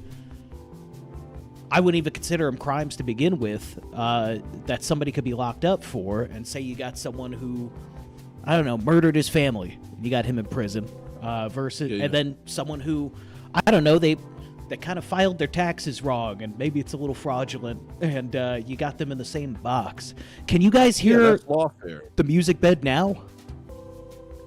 Sorry, I just got to ask that real quick. Can you guys hear the music bed now? Okay. Yeah, that is lawfare. But it's also... I'm not talking within the system we have now. The system we have now is... You got to have a better system for it to work. Yeah. Yeah, that's why I want a monarchy. I want a monarchy where if you're someone who wants to commit petty crimes, then you can live amongst the people who want to commit petty crimes. And you guys can go petty crime your heart out. If you're someone who wants to do violent crimes, then you can live amongst the people who want to do violent crimes. And why should you be allowed in the same tier of society? So it's kind of like, it's not prison, it's just levels of exile. Okay, now they can hear music. It's a little loud. I think I said it. It seems like it's where it was at before. I'm sorry, this is something, it's a technical issue I gotta work out. But I agree. I'm not trying to stifle your rant. No, I'm just, I did like a whole show about this where I kind of drew it out and stuff and made like a little drawing. But it's just like a simple thing. But to me, it makes sense. To me, it makes sense that we should have a society that rewards the righteous and punishes the wicked, but not in that sort of binary that you're talking about, where all of a sudden someone who cheated on their taxes is in the same prison cell as someone who, you know, like you said, murdered their whole family or something like that. Those are not comparable. Right. And it'd be a great punishment. It would be an injustice to the person who did petty crime to be locked up with that person, but it'd be an injustice to society to allow that person amongst people who are following the law. How do you feel about, like, I think it's either Sweden or Norway. They got a prison system where I think it's co-ed. They allow inmates to get married and raise families while they're doing their time. Where is this? It's either Norway or Sweden. You know what I mean? You're still paying a debt to society. You're still in exile, but, like, you're still allowed to be a human being. That's just that's freaking liberal crap, yo. That's liberal crap. You know, they also do the same thing in certain South American countries. It's just anarchy, and the prisons are basically run by, you know, the richest, most violent prisoners, and they kind of treat it like a mafia type thing. You know. You think it's that way with the the weird lax prison I was talking about? No. You know, the Northern European countries have been atheist and liberalistic so long that they, you know, they do. Dude, you can go into suicide booths in half of these countries, bro. It's Futurama over there. Yeah. They don't. It's kind of wacky stuff, man. It's That's the part of the godless reason stuff. I can't really relate to the Northern Europeans. They just feel so unemotional and just distant. It's weird. But isn't that funny? Both those extremes are godless in their own way, just with a different approach. You know what I mean? The extreme. Well, I don't know. The South American one is like a microcosm of any system. You have the people on the top, and they control the system, and whether they're corrupt or not is, you know, I don't know. That's a different matter. But that is like any system, really. Yeah. And it just happens by, if you're not like constantly watching the prisoners, they're going to form their own hierarchy. Any group of people put anywhere is going to do that. That's true. Prison is really, I don't know. Prison is like the most extreme case of, like, it's a reflection. It's a reflection of how your country runs itself, how your government runs it. It's an absolute example of what they envision people should be like. Yeah. If that makes sense. You know, It's a scattered thought. well, I think you have a very specific, you know, experience. You were locked up for complete BS with a bunch of actual criminals, and it's not fair. It was wrong what happened to you, and it was an act of lawfare, and you were made as an example to, you know, any white person who tries to stand up for themselves and tries to get their country back from the clutches of the Jews. You were made an example of. And no, that's not how it should be. But nothing about this country is the way it should be. We shouldn't take this as an example of, just because we're financially successful doesn't mean this is how a country should be run. No, you're right. You're right. I'm just saying, to further your point, yeah, it's like the reason the prison system's so messed up is because the government's so messed up, and, you know, so many people get into the prison system that probably shouldn't be there. Many should, but many shouldn't, because of how messed up, you know, our laws are, and you know, the feds having a 98% conviction rating and everything. Yeah. I don't know. Let's talk about something nicer. Sorry we went on a prison tangent. Yeah, now I'm sad. I'm depressed. Let's get uplifted. Let's get uplifted. Let's Okay. get back in a good mood. Come on. Let's do some push-ups. All right, good. No. Let's Oh, okay. Oh, okay. Oh, you wanna? Yeah, I'll do 20 real quick. Yeah. I'll join you. All right.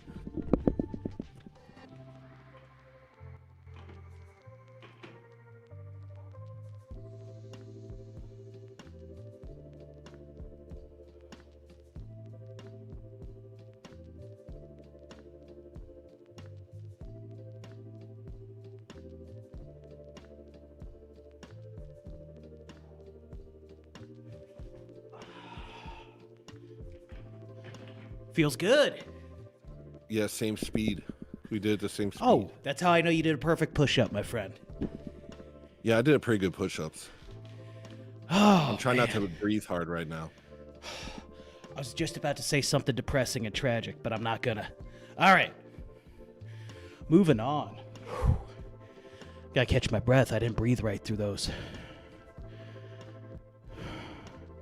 That's the key. You gotta breathe through it. Yeah, dude. I gotta lose some weight. But I'm working on that. Positivity. I got a beautiful studio here in my new apartment. Have I shown you my studio? You got an apartment? Yeah.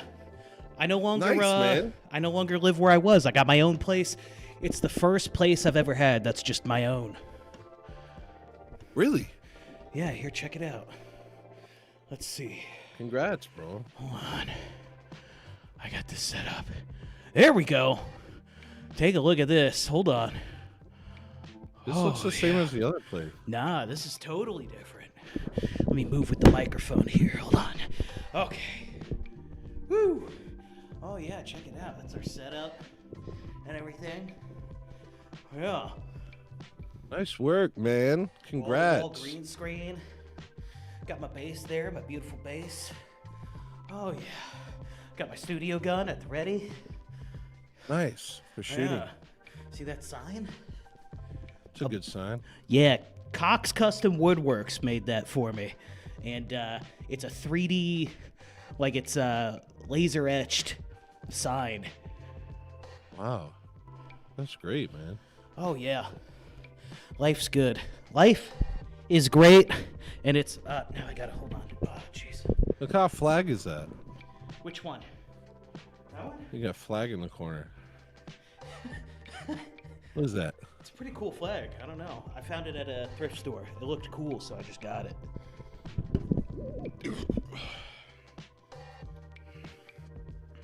Whoa. There we go. You're like, what is happening right now? Okay. Oh, you like that? That was cool, man. Next level graphics at the Murder the Media studio. Yeah. No, life is, Oh, you like that rug, Girth? It's gifted to me by a Russian. Nice. Yeah. But, yeah, life's good. Life's great. I feel so much more positive, but also being attacked by demons since I've started joining the Orthodox Church. And that's how I know I'm on the right path. Like, I left with a level of, like, a dopamine rush that didn't go away through, like, the entire day after leaving Divine Liturgy. And it was incredible. Yeah, that's a difficult thing. I don't know if that happened with me, but I've heard that happen with a lot of catechumens and inquirers, is like as they draw closer to the church, they get a lot more attacked and stuff like that. And I've heard a lot of people say that.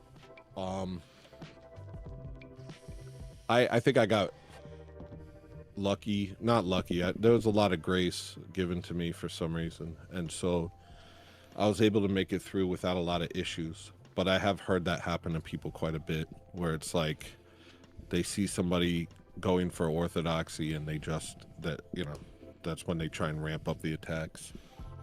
Yeah, it's in weird ways too, and it's not necessarily. The priest at the church said it best, and it was something I was thinking about. But a lot of my thoughts are just kind of scattered without a point. But he kind of zoned in on it with his. Okay, it's not a homily. With his homily. Thank you. And it was, the way the demons tempt you. It's not necessarily just like, hey, go out and be a piece of shit. Like, no, it's like, I could be doing this, you know? I could wake up for work at 7 a.m. with enough time to get to work early, even 10 minutes early. Or something could just tell you, hey, why don't you lay in bed? You like snoozing. Why don't you hit the snooze button on your alarm clock? You like snoozing. Or I've got 1,000 video projects I got to get done. And instead of doing that, it's like, Why don't you throw Wizard Knights on, or Dungeons, or RuneScape? Throw RuneScape on and play some RuneScape, or it's a video game. You know, I was just thinking how interesting that is. Yeah, and that it's Go ahead. Go ahead. No, it's like sainthood, trying to achieve theosis is basically trying to exist, or in some way it's trying to exist completely independent of demonic attacks. And it's like, yeah, they do operate in subtle ways just to, and we think that we like it, you know? That's the crazy thing. It's like, I don't know if it's because of conditioning or just years of being deep in your own sins that you stop recognizing it. Like, yeah, what's wrong with waking up early? Why would it be so much more difficult than sleeping in? What's wrong with you know, even these little things? But it feels like a struggle. It shouldn't feel like a struggle. It should feel natural to do things correctly and do things the right way. But we're assaulted at every turn with thoughts that we often internalize as our own. Right. What's up, Pedro? Give me 1 second. What's up, Pedro? I'm sorry. I don't know why the Rumble alert didn't go out. That's kind of weird. I'll promote next week better. Yeah, right. But I'm going to go live on Thursdays at 5 p.m. Central. I don't know what audience I'm trying to get, but who cares? Thanks for being here, Pedro. No, you don't want to know what kind of audience you want to get. Don't worry about that. Oh, I know what kind of audience I want to get. Because if you're being 100% you, then you're going to get the audience that's there for that. And that's the name of the game. I just meant what time bracket. That's all.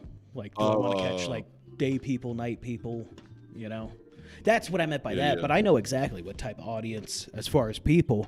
Pedro's one of them. Yeah. I'm sure Garth is. I want to get Death Eaters. Death Eaters. What's that? From Harry Potter? No, not Death Eaters. What are the ones that look like spooky ghosts? Ghoulies. Maria, what are the ones that look like spooky ghosts and they attacked Harry Potter on the train?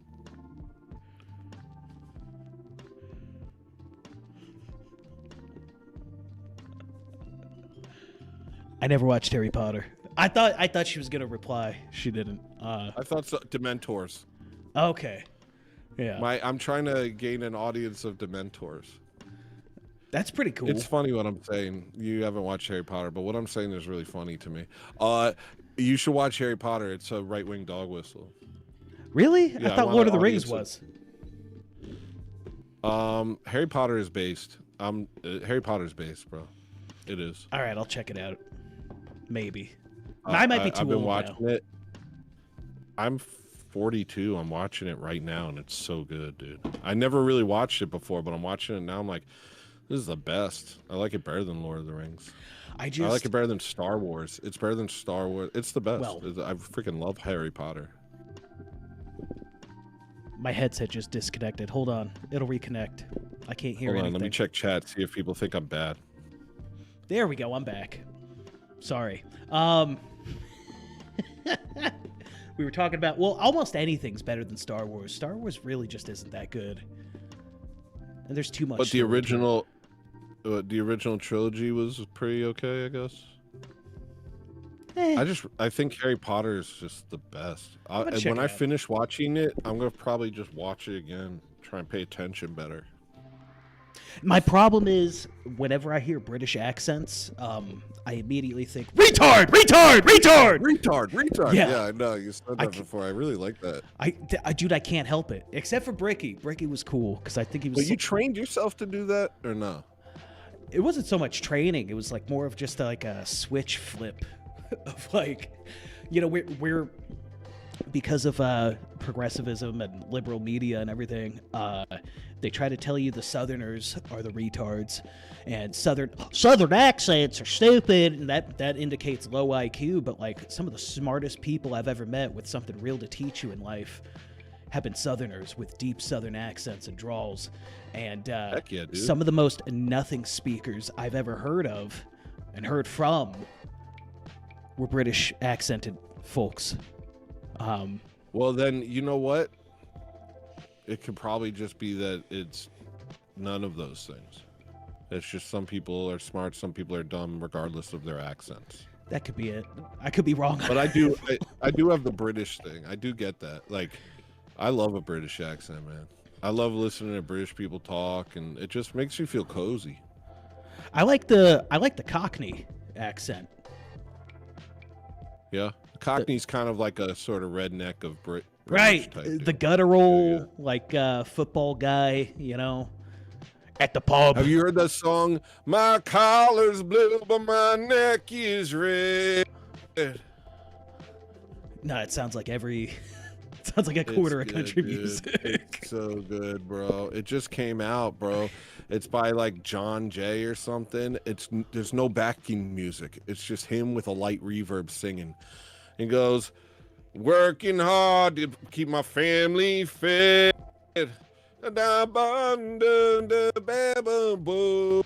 Yo, it freaking slaps. If more country were like that or whatever it is, Yeah, I'd be a country fan. It's so good, dude. I'll tell you,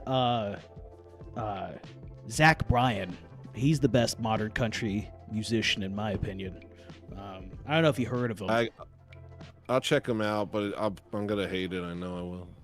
He was allegedly like so good, and I don't know how true this story is, but they discharged him from the Navy because he had like a couple viral videos of him just singing from the heart, playing guitar, and they were like, "You're not supposed to be a soldier. You're supposed to be a musician." And What's his name? Zach Bryan. There's this guy that got really big in the country world, so big that he became bigger than like pop musicians and rap musicians a couple years ago. Do you know who I'm talking about? Post Malone? His name? No. Like a genuinely like a country singer. I think his name had a D in it. I don't know who you're talking about. Yeah, me neither. Anyway, he got really big. And everybody's like, dude, he's different. He changed the game. And I went to check him out, and I was like, this isn't good. Oh, Morgan Wallen. Oh. I was like, everybody was telling me, oh, this guy's different than all the others. This guy's gonna make you like country. And I listened to it, and I was like, I don't like this. No, he's the epitome of Nashville garbage. It's all the same stuff. But he's more popular than than pop musicians, and I think he like outsold Taylor Swift or something. Well, yeah, he called his buddy a soft day. He said nigga, and they tried to cancel him over it, and he said fuck you, and that made him more popular than everybody else. Which, like, cool, good on you, good on you for not bowing down, but like, it's not good. It's not good music. I don't hate on the guy. Yeah, it doesn't though. make your music good. No. It doesn't make your music good. I say nigga, but it's not why I'm good at music. Right. No, it's Zach Bryan. His stuff's good. It's good stuff. Look, I got a very very picky taste when it comes to music. And this stuff's pretty decent. I'm not saying he's the best. It's pretty decent. I'll check him out. Maybe I'll like him. I mean, you like my music, so maybe I'll like it. Yeah. I ain't telling you to check out Morgan Wallen or Post Malone or... I think Post Malone is good. Not as country. He has this song called, he says, I'm going to say chick instead of the B word. He goes, this chick is gonna drive me mad. And then it goes, you've got what I want. Oh my gosh, it's the best song. Wait, what's it called? Hold on. This chick is gonna drive me mad. Post Malone. It's called Leave. Dude, listen to the song Leave. If you don't think that song's incredible, you're gonna. It is an incredible song. Is it a country one or like older Post? I don't know. It's just a great song. It's just a great song. He made it in 2016. It's like, I don't think it was like a popular song of his, but someone showed it to me, and I was like, whoa, Post Malone's like a really good artist. I haven't like listened to anything since, but that song's incredible. Okay, I'll check it out. Leave.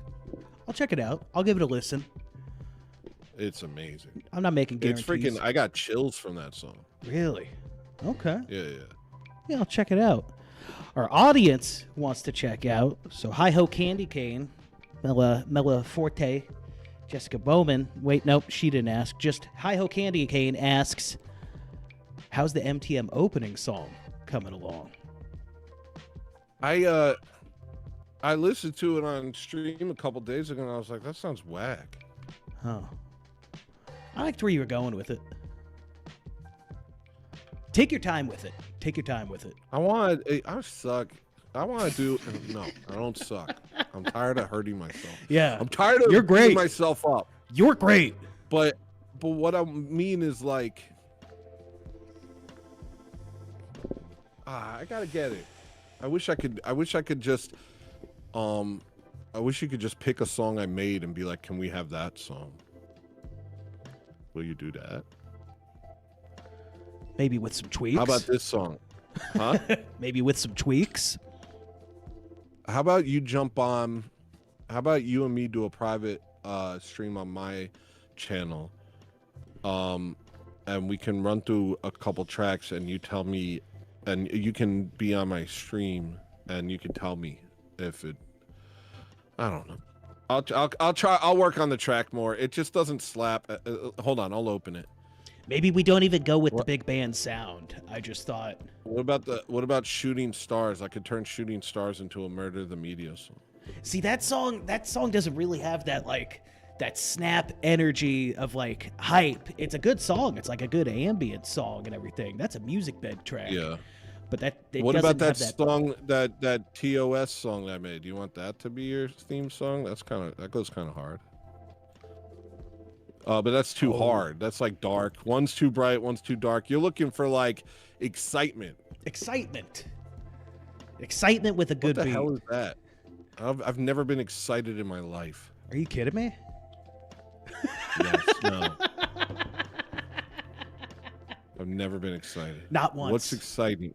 What's exciting? What have you ever heard a song of mine that's exciting? Like what is that? What is that? What is that? Ooh, this song's exciting. Yeah, nothing. Dude, I left Divine Liturgy. That's like heavy and aggressive. I'm good at aggressive. It got me moving. Yeah, aggression can be exciting. Oh, okay. Hold on. Yeah, great. It gets the heart pumping. It gets you. Let me try something from the top. Let me just try and do something without any guidance. And I'm going to think exciting, and I'm going to just go for it and see what you think. And then if you don't like it, it's back to the drawing board, or I'll just be like, screw you, I'm not doing music for you. That's fair. That's fair. I know it's hard to make something else for someone, especially creatively. Well, because I'm not, you know, I stopped producing. You know, in New York, I had to sit around making the types of tracks that other artists wanted me to make for them. Yeah. And, you know, I got good at like retro wave and I guess I'll tell you guys, whatever. No, I got good at different styles of music because other people wanted me to make that stuff. But at the end of the day, I always felt like, man, I hate this. I hate doing this. I want to just make my stuff. So I'll make you a song, and it's the Murder the Media song. No, I can't do guidelines. I'm gonna make you something. Okay. If you don't like it, you know, I don't know. Freaking call up Morgan Wallen. Get old Morgan on the line. Morgan, I need a track. Dude, make it about drinking and fighting with your girlfriend. Morgan. I need hey Morgan Wallen, I need a big band beat, something exciting. All right, I put too many guidelines because you kept asking me. Can I just put one guideline? Exciting, just exciting. This is the last time somebody tried to hire me to do the music for them for their show. They said, yeah, just something like this, and I was like, cool, okay, and they were like, wait, I'm not done, and they kept giving me more guidelines, and I just said, I'm not making your song. Okay. All right. The song's called by Jay Johnson. It's called the Blue Collar Anthem. I don't care if it's, you know, it's the type of song that people would be like, what is this, AI boomer stuff? But I don't care. I know it's good. I know that it's good, and if anybody tells me otherwise, then I know that they don't know what good things are. What's the song again? Jay Johnson, Blue Collar Anthem. That was that. My collar's blue, but my neck is red. I had Jay Johnston. I want to start doing on music the show. like that. Huh? I had Jay Johnston on the show, but not Jay Johnson. He was the voice of Jimmy Pesto on Bob's Burgers. Hey, all right. Yeah. Is he Italian? I don't think so. I don't know. I watching didn't Gordon ask. Ramsay, and they were like, my Italian restaurant's failing, and Gordon Ramsay took a walk around the block, and there was like 4 other Italian restaurants right next to him, and they're like, what are you doing, bro? Just make something else.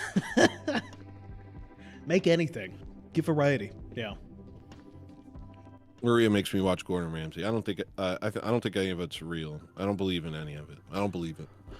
I like he's been popping up lately, the Marco something Pierre. Marco Pierre White. Yeah, the guy that trained Gordon Ramsay. Yeah, He's that the guy guy's fascinating. Yeah, I like him to a degree, I guess. There's something fascinating about him. Like he could be an absolute, scumbag, but also he's just like a master of that craft. And then later in his life, he just goes on to like appreciate the simpler things and hunt and, Yeah, I kind of like him. I watched a documentary about him on YouTube a couple weeks ago, and I was like, that guy's pretty cool. But now he just tries to sell bouillon cubes, and it was like, I think we watched the same I documentary. always thought chef culture was a big freaking pile of retarded garbage. I hate chef culture. I hate people patting themselves on the back. I hate star chefs. I hate rolled up chef shirts and tattoos and a bunch of freaking 45-year-olds with hipster haircuts, and oh gosh, I hate the whole thing. We yell at each other because you have to make pasta good. I'll kill you if you don't chop that cabbage real good. Like, shut up. All your problems are invented. This is so stupid. Turn the AC on a little bit. All right, you can have some AC. Yeah, okay. And they're all like, we're all having nervous breakdowns because chef screamed at us. That guy sucks. Yeah. Why are you talking to that guy? Go find any other job. Oh, it's so important to me that I make dumplings that I'm gonna let this guy freaking molest my mind for 3 years. All of you are crazy. You're in a cult. It's like a food cult. Sadists. They're sadists. They're masochists too. Yeah. They sit there and they're like, yes, chef. Yes, chef. Oh, gosh. I worked at a freaking kitchen, and it was like that. It was a bunch of douchebags that thought they mattered. Yeah. I worked at a Michelin star, whatever stupid goy crap. I worked at one of those, and it was stupid. And there was too many people, and everyone was yelling at each other. And I was like, this sucks. Bunch of egotistical weirdos. That's crazy. I did too. It was like this really high-end spot back in Texas. I don't know if you might have heard of it. It's called IHOP, and even there, it was weird. Like the people who'd been there a year or two longer than me got this elitist view, and I'm like, dude, all you did was reach into the freezer and throw a frozen. You threw a frozen country fried steak in a fryer. All you did was reach into the freezer more times than me. You did it. All you did was fold your omelet tighter than me. Shut up. Yeah, cooks are retarded. Hate that crap. You know what? I'm going to a restaurant tonight, but I like a place where it's just like a couple guys or like one guy, And it's like you're going to sit around, you're going to wait because they're not freaking cooking for the magazine writers. They're not cooking to get all 5 sporks from the daily news. You know, none of that. They're just cooking to make a good meal, and it takes as long as it takes. Sit down, enjoy the ambiance.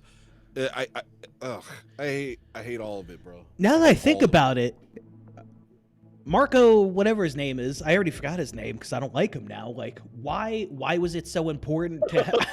No, dude, you just I'm very convincing. I'm very convincing. You led me down this brain synapse that's like, why was he trying so hard to impress these people that aren't cooks to get some crazy stupid award like they matter? Like they matter. I Just got make the food. Cook Award. Yeah. And Just then make that's food. what he did. At the end of it, he was like, that was all for nothing. Yeah. I worked. He's like, I tried so hard and got so far, and in the end, it didn't even nickel back. You know, it didn't even matter. So what's the point? And that's at the end of all of it. That's at the end of all of it. That's at the end of all of it. Yeah. So just be a normal person. That's more important. Be nice. That's more important. Yeah. Just make edible food. Kind of taste good. You don't gotta. I don't know. Cook culture is stupid. I mean, I love well-made food, but it doesn't have to be this. It doesn't have to be like it is. You know, they're not screaming at each other. I don't think in Japan so much. I don't think they're screaming at each other and punching each other in the chest when you're making ramen noodles. I think they're like, you know, I think you could do it with dignity instead of acting like a rock star for making pancakes. Right. Gay ass. Sorry. Yeah, there's no profanity on my channel, but Sorry. No, I'm mad at myself. oh, you could say it. No, you can't say it about yourself. Stop that. It's all right. We're just talking. We're just being honest. And I'll tell you honestly, favorite restaurant I go to, Chili's. Any Chili's. Name any Chili's. It's consistently incredible food. I don't care if it's slop. It's delicious. It's always... yeah, I went to Chili's a couple years ago, and I was like, this ain't bad, actually. Yeah. But you know where I went and it was bad? Applebee's. Applebee's. Garbage. Garbage. Yeah, we're in the same crowd, bro. No. No. That's crazy that that place even exists. Who goes there? Who goes there more than once? Bro, that's what I was thinking. I actually only keeps them went there open. because a black person wanted to have a business meeting with me, and that's the only reason I went there. And that's his They favorite wanted place. rights to my beats. Like I was gonna freaking sue him or something. If you get famous off my beats, I'm gonna come get you.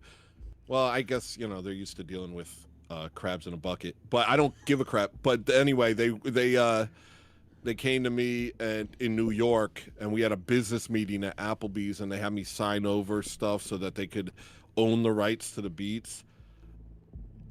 And they were black, yeah. And they were like, yeah, Applebee's. And I was like, Yeah. this is That's like who keeps them open. slop. The real question, though, right? So we know the demographic of there. Who's going to TGI Fridays? I've never been there. What's in there? I don't know. I would imagine it's just the homo crowd.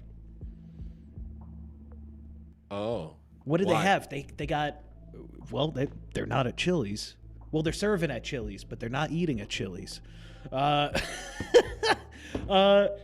Fridays, what do they got? They got like, it's like the same.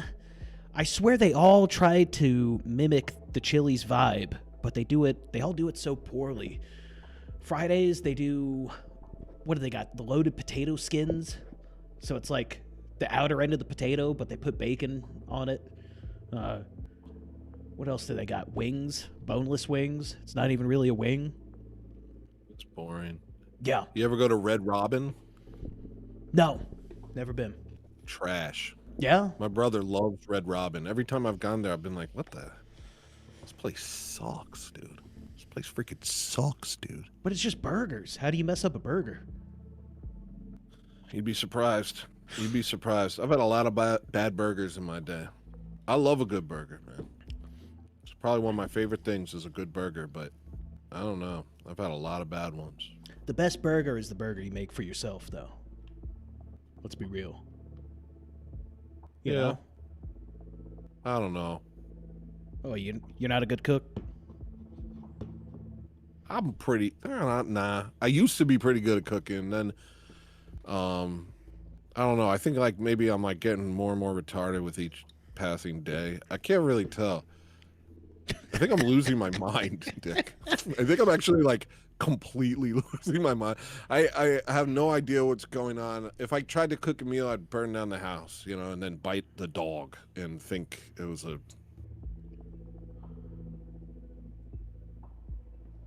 punchline. I think it was hot dog. That didn't feel good. Maybe like couscous. That's a pretty funny thing to say. Yeah, I think I'm losing my mind, bro. I don't think I should be trusted with like heavy machinery or fire. Well, I've got a pill that you could take that'll help you with that. No, I'm kidding. No, it just make me more efficient at destroying. I had a recent cooking experience, and I don't think I'll ever cook for anyone again after this. I used my family's fettuccine Alfredo recipe, special Alfredo, key ingredient that changes the flavor entirely, but it makes it's nice. It's got a punch to it, and all of the visitors, nobody ate it. Nobody ate it. What, were you being sweaty? Were you like in the kitchen being sweaty? No. Sometimes I was it doesn't very matter clean. if the food's good if I get a bad feeling. Like someone will be cooking something for me and I'm like, I don't want to eat this because this person made it and I don't like the shirt they're wearing, or I saw like a eye booger, or maybe they had like dandruff or something. Just like like I'm not eating your food. I know that parts of you are in it. Something's in it unintentionally. You sweated in it or cried. Well, that's not maybe you spit when you talk and you don't realize it, and so it's got your spit in it.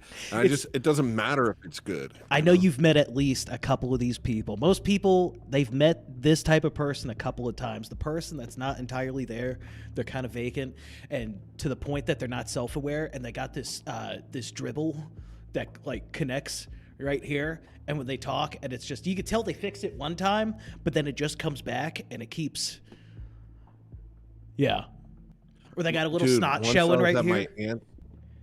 Once I was at my aunt's house and we were having like a big meal, and this was a long time ago when I was a kid, and my aunt, I think she maybe had dentures or something, and sometimes she would spit when she talked, and we were at this dinner, and I just watched food shoot out of her mouth into my mom's drink, and my mom, I don't think she saw it, and me and my brother are like, Mom, we're like trying to signal to her not to drink it. We're like, no, don't do it, and she's like looking at us, and I think I think at some point in her mind she knew it was there but didn't want to be rude, and so she was just like, and then she drank. Oh, you should have told her. Somebody should have told her. I did. We were, Mom, don't do it. But we also were like, we're just the kids, and it's a table full of adults, and we're like, Connie spit bread into your drink. Don't drink your drink. I almost feel like she had to have known, but like she was so polite, or something, and maybe you have to do that in your life. Maybe you have to eat the weird food that the person who's dribbling makes. No, maybe you have to. No, we have to hold each other accountable with a level, not an unhealthy level, but a level of shame of like, bro, stop spitting when you talk, and don't spit with a mouthful of food. What if it's an old lady and she's just an old lady? Then you take your glass and go, oh, sorry, hey, grandma, and you just, casually spill it out and pour yourself a new glass. No, what you don't have to do that. Lasagna and maybe there's just one dish, and she's like, I made you lasagna, and you watched her, and she was like, and then you're like, oh, yay, grandma, yay. And then what do you do? Like, do you have to eat it? What are you gonna do? What do you do, Nick? I help my grandma. I go, let me help you out. And then when she's not looking, because she's probably not all there, because she's dribbling all over the food, I start from scratch. And she probably won't even remember that. Dude, okay, then if she's cognitive enough to notice that you would start over, then she's cognitive enough to realize, hey, grandma, you're kind of spitting in the food. Knock that off. Spitting in the food does not denote time dilation. She's going to notice. Lasagna isn't quick. Yeah, well, I'm not eating it. I'm not eating it. You know what? You're at the table. The deed is done. You saw her dribble. Hey, little Nikki, I love you. Eat it. Now what, nigga? Nana, I'm so full already. I ate a big lunch. Give me some to go, and I'll eat it. And I don't eat it. She's heartbroken. And guess what? This is the last time you see her. Okay, when you get that old, there's like the scale of life, and there's so much happening. Why is it the last time? Dies afterwards, and her last memory is you being rude to her about lasagna. Nick. Bro, if I'm like 85 years old and all loopy minded, which I will be, it runs in my family, and my fly is down, I expect someone to tell me if my fly's down. I'm still cognitive to be like, oh. No, because old Grandpa Nicky is crazy and violent. If you tell him his fly's down, he'll stab you. It's just a little violence, all right? I earned that when I get to 85. I earned that. I earned that by being a survivor.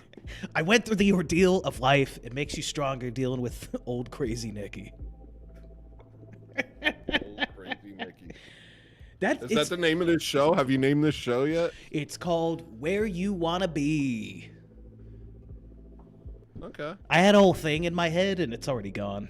There was a whole presentation and pageantry about it, but I'm not changing the name again. This is my 19th solo project I'm trying to actually do now. Okay. Yeah. Where you want to be. Oh, where am I? What is this? What is this show? You're where you want to be. Shut up and listen. Or chat. Don't shut up. Yeah. That's right. Shut up and listen. I don't have anything good to say. It's where you want to be. This is I mean, it's a good vibe, it's a good aesthetic, and thank you for allowing me to be here during the launch of your new show. I appreciate it, man. I'm honored that you are here. Even though it was partially just scheduling conflict and misunderstanding, but either way, you being here, I greatly appreciate it. Where's that guy who saw me in Austin? I forgot to reach out to him, but he's typically a night guy anyway, so he's a night guy. I wanted to meet him. Let me call him. Here, hold on. I'll call him right now. Okay. Wait, yeah, we're in a DM. Okay, hold on.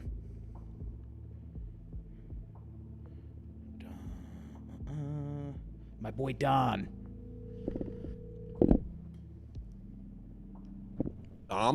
Don. Emerin. Don Jolly. Yeah, what's up, man? Donnie, what are you doing? Going to the store? Hey, do you have Discord? I do not. Would you get Discord? Probably not. Why? What's going on? Oh, I'm doing a show with Tony, and he wanted to talk to you. Oh, shit. Yeah, I just saw that you were live when I was, like, just two minutes ago. I didn't even know you were doing a show. Yeah. Yeah, I'm not going to be, like I just said, I'm going to the store to, like, get some food and shit. I know. Sorry, I called you last minute. I sometimes think I call people, and I don't. And, That's all good, man. Yeah. I won't be back to my place for, like, 45 minutes. Well, we'll arrange it another time. We'll arrange it another time. Yeah, for sure. All right, brother. Later. You couldn't hear that? No. Oh, that's weird. I was talking to someone, though, I swear. No, I believe you 100%. Not a doubt in my mind. A lot of people don't think that guy's real. There's a big myth with my buddy Don. A lot of people think he's not real. He's made up. He's a real person. And he saw you in Austin. Why do people think that? Why do people think that? He's an enigma. He's I don't know. I've met the guy several times. Cool dude. One of my favorites. Why are you looking at me like that? I don't think there was any reason.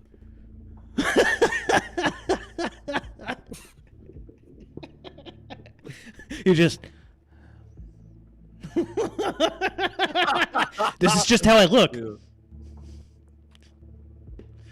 There's nothing wrong with you. Now we'll do something another time. You said you wanted to do a show where we work on a song. Maybe we could bring him on for a minute. Okay, but I'm gonna work on a song, and then I'm gonna show it to you, and then we'll see what happens. You'll see if you like it, and if you don't, you owe me $5,000. All right. That sounds good. I'm going to a restaurant, man. I'm hyped, man. I'm going to a restaurant. Nice. Ooh, capture that feeling in the song. Going to a restaurant. That should be that same feeling. Just put The that same feeling of going to a restaurant? Yeah. Like you're going to Chili's. You're on your way to Chili's. It's like, yeah, Chili's. I'm trying to think if I've ever been excited. Hold on. You just said you're hyped. No, but like like the feeling of excitement. I think I've only had like when I'm about to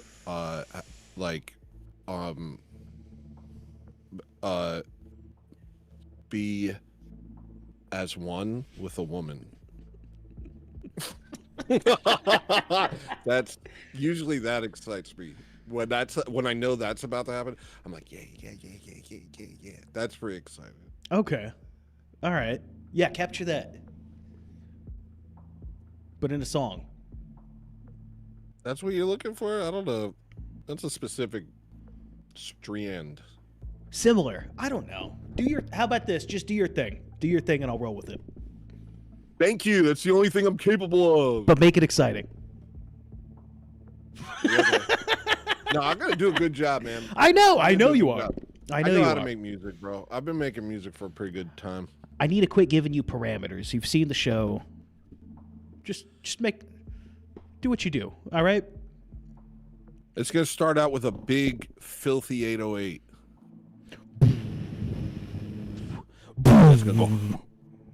Yeah, that was pretty good. Yeah, use that. Yeah, that was pretty good. I'm gonna do something like that, and then expand, and then I'll do other things. Okay. Cool. I'm excited. See? Capture that. Capture the way I feel about this song that's about to be made into a song. All right, I got you. It's gonna be the best thing ever. You know what? I'll keep working on that one weird little thing that I made for you. What's it called? And then I'll just turn it into something entirely different until I like it. Basically, I need to like it. Otherwise, I'm gonna be mad. Yeah, for sure. Here, let me see what I got so far. I didn't like it when I heard it yesterday, but I'll just plug away at it until I do. Okay. I want to work with you on making a music video. That would be so blessed. Yeah. Look at this whole studio I need to be releasing more music videos. I have so many music videos half done on the docket that I just got to release. I keep playing them on like members only shows, and then that's that. And then never again. Well, I'd love to collab. On the video part. That'd be fun. Not on the music part. I don't know anything about music. Unless it's like hardcore punk. That's what I could do. Maybe I could get down there, man. Maybe I could get down there. Or you could come up here, and we can film. You have good cameras, right? I got great cameras. Some of the best. See this? Jessica called it. Google Pixel. Well, this one's the 10. That one's the 9. Oh, it's pretty good. Bro, is it good? Is it good? Oh, mouse is Does dead. it have that crazy, like, 100 zoom? The new one does. This one doesn't.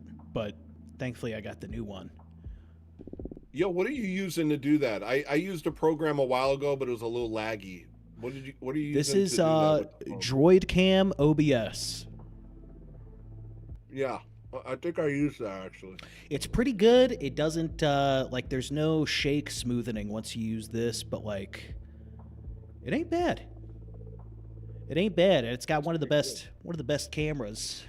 Well, that's not the camera. Hold on. It's wrong camera. Are you trying to film your own camera with the camera you're trying to film it with? Because that's retarded. Yeah, it didn't work. It wouldn't. Here, I'll just put it phone to phone. One of the best cameras. And that's about all this phone is good for. I think this is what I'm going to age into, Nick. I feel like today, for some reason, I put on this blue shirt, and I put on this hat. I haven't shaved. And I think I'm just going to become this guy.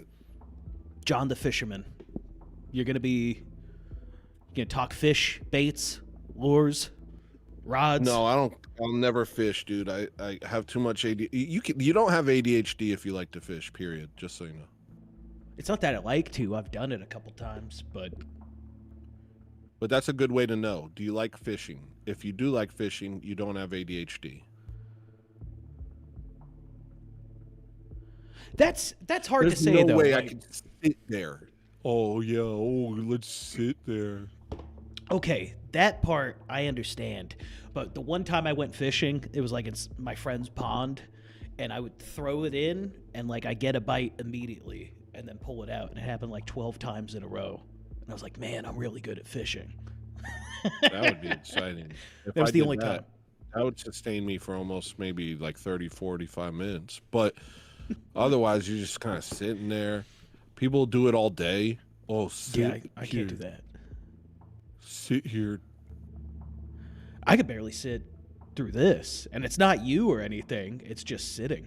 It's just sitting, dude. I wish you did say it was about me. I can barely sit through this. I could barely stand having you around. Maybe I don't have ADHD. No, I'm just playing. No. There you go. No, actually, it was hurtful. I thought I would like it, but I didn't. Let me rewind.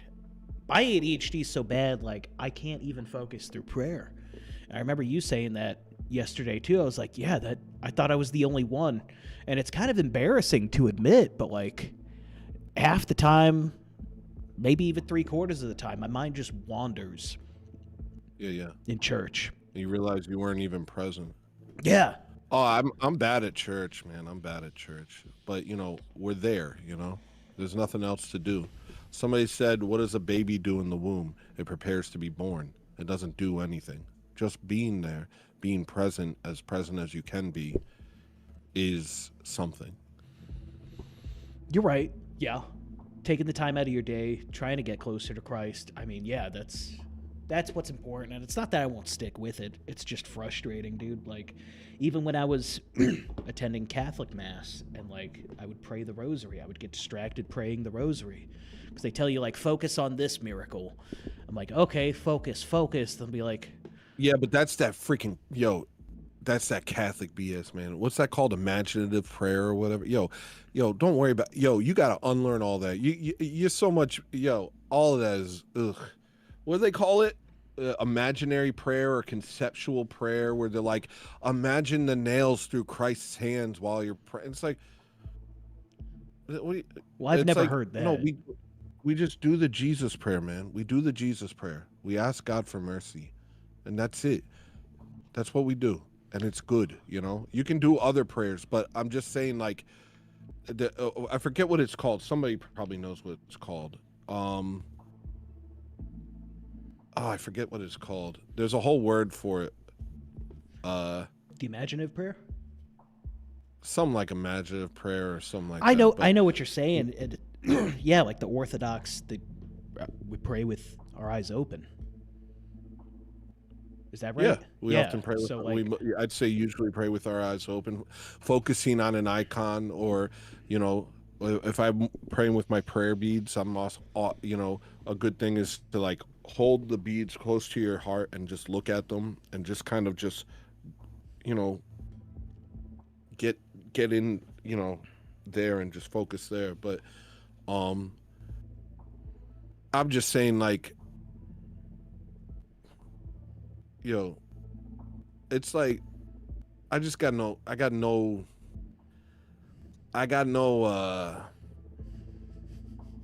can't stand anything that's not Orthodox, to be honest. It's all like, to me, it all just reeks of like of tomfoolery, of Everyone goes in a direction. They all go in a direction, whether it's imagination or hyper scholasticism or rigidity.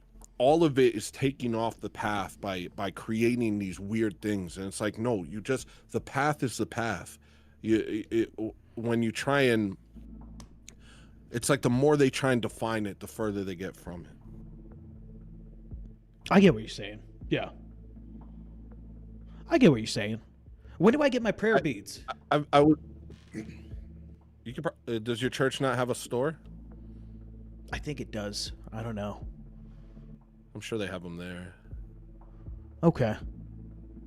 Yeah. Or you could get them online, but it's better if you get them from your store. If your church has a store, that's definitely better. I didn't know if they if you got to wait till you're at a certain degree or something, like full-fledged or. No. You can start crossing yourself right now. You could start saying the Jesus prayer right now. Well, don't listen to me. Ask your priest. These are all things you gotta ask your priest. I'll ask my priest. Yeah. I just forget to ask. I forget what questions I need to ask. I'll walk in with like a dozen questions, and then by the end of it, I'm like, oh. You're just filled with like joy and a peace that you haven't known, and you're just like, it doesn't even cross your mind that you had questions. Doesn't matter anymore. Whatever. This works. Yeah. No questions. That's the liturgy. That's divine liturgy. But the problem is making it through the rest of the week. Do you have his number? No. Try and get his number. I asked him for it. He said no. That's not true. That's true. I didn't ask him for his number. I didn't ask. Huh? I didn't ask. Yeah, I know. Yeah. I know. I know that a priest didn't say no to you when you asked for his number. I know that's true. Though I could imagine a priest that would do that. I can imagine a priest being like, no. Priests can be really quirky. Yeah.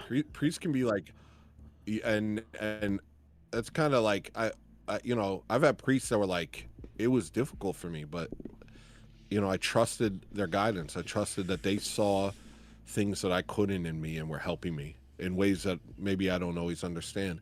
And that's kind of, that obedience is, important, because that's the type of obedience we're supposed to have towards God, where we kind of look around us, and instead of being sucked in by our perception of what's happening in our lives, we trust God implicitly and say this too. Okay. At what point, here's one thing that's holding me back, right?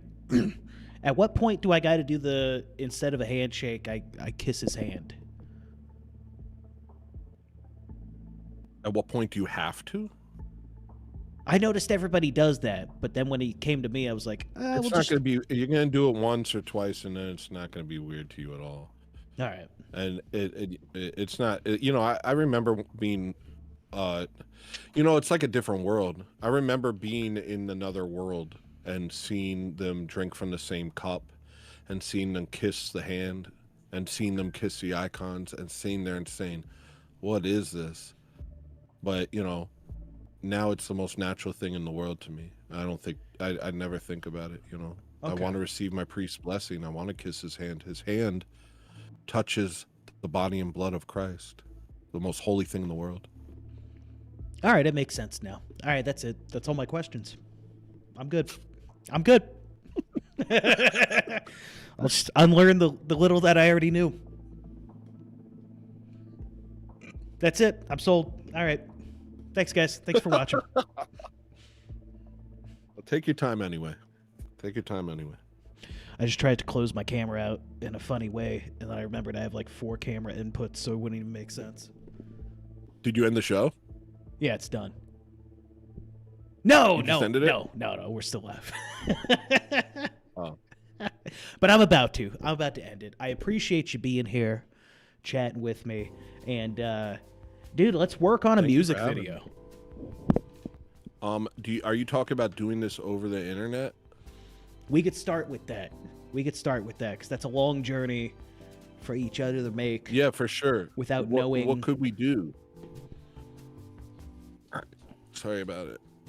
Give me a song. I'll have a vision. And just let you go, and then reflect things off of me? Yes. We'll start there. Okay. Yeah. Are you okay with the fact? Are you okay with me being at sometimes very particular? Yeah. Okay. I mean, if you're passionate about anything, you should be particular. And if you've got a vision, yeah, I'm easy to work with. I've had a lot of people make music videos for me, and then I never release them. So that's why I'm saying that. If I do something that's weird, just tell me and I'll fix it. Okay. Simple All as right. that. Okay. Yeah, some people, it hasn't been like that. You know, some people, they're like, dude, no, this is great. And I'm like, okay, that's great to you, but it doesn't represent me in any way, and I'm not putting it out. And then they feel some type of way. And it's like, I'm not trying to be a jerk, but at the end, like, I don't know. I'm not trying to be a jerk. You know, I'm just freaking. If you're a creative type and you've got a vision, it's important that the vision maintains a close semblance of what you had in your head. But that's the reason I don't do it. Yeah, it can't be alien to you. It can't be alien to you. Right. You know what I mean? You're like, here, this is my music, and here's it. You know, unless I let other people have made music videos and they release it on their own channels with my music and stuff, and that's fine. Anyone could do that. Anybody can do that.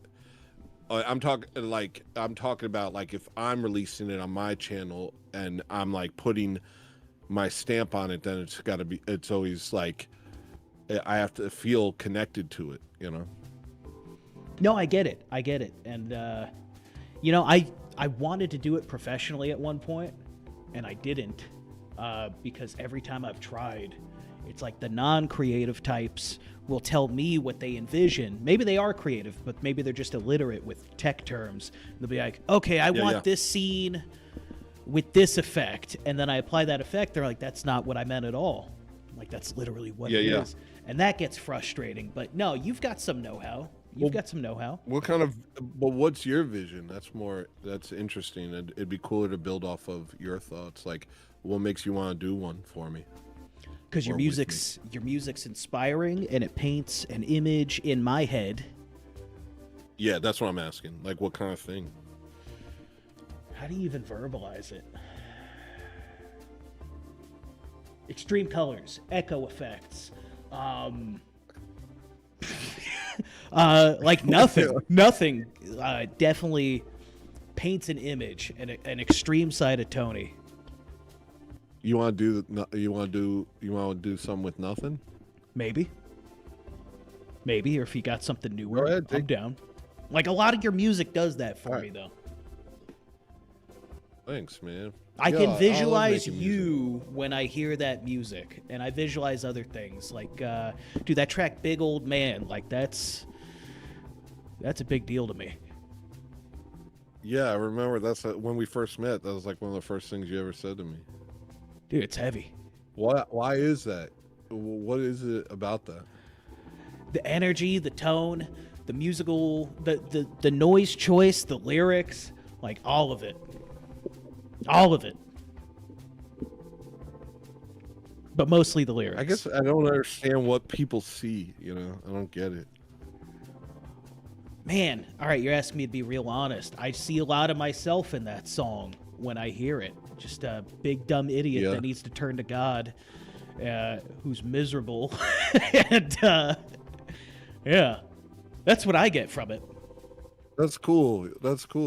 Yeah, it's like that's like kind of an interesting thing. It's like you go into your darkest places, and it's like you kind of get these feelings out of you, and then you show them to other people, and they're like, it like gives them catharsis to hear somebody feel that too, and make it beautiful or something.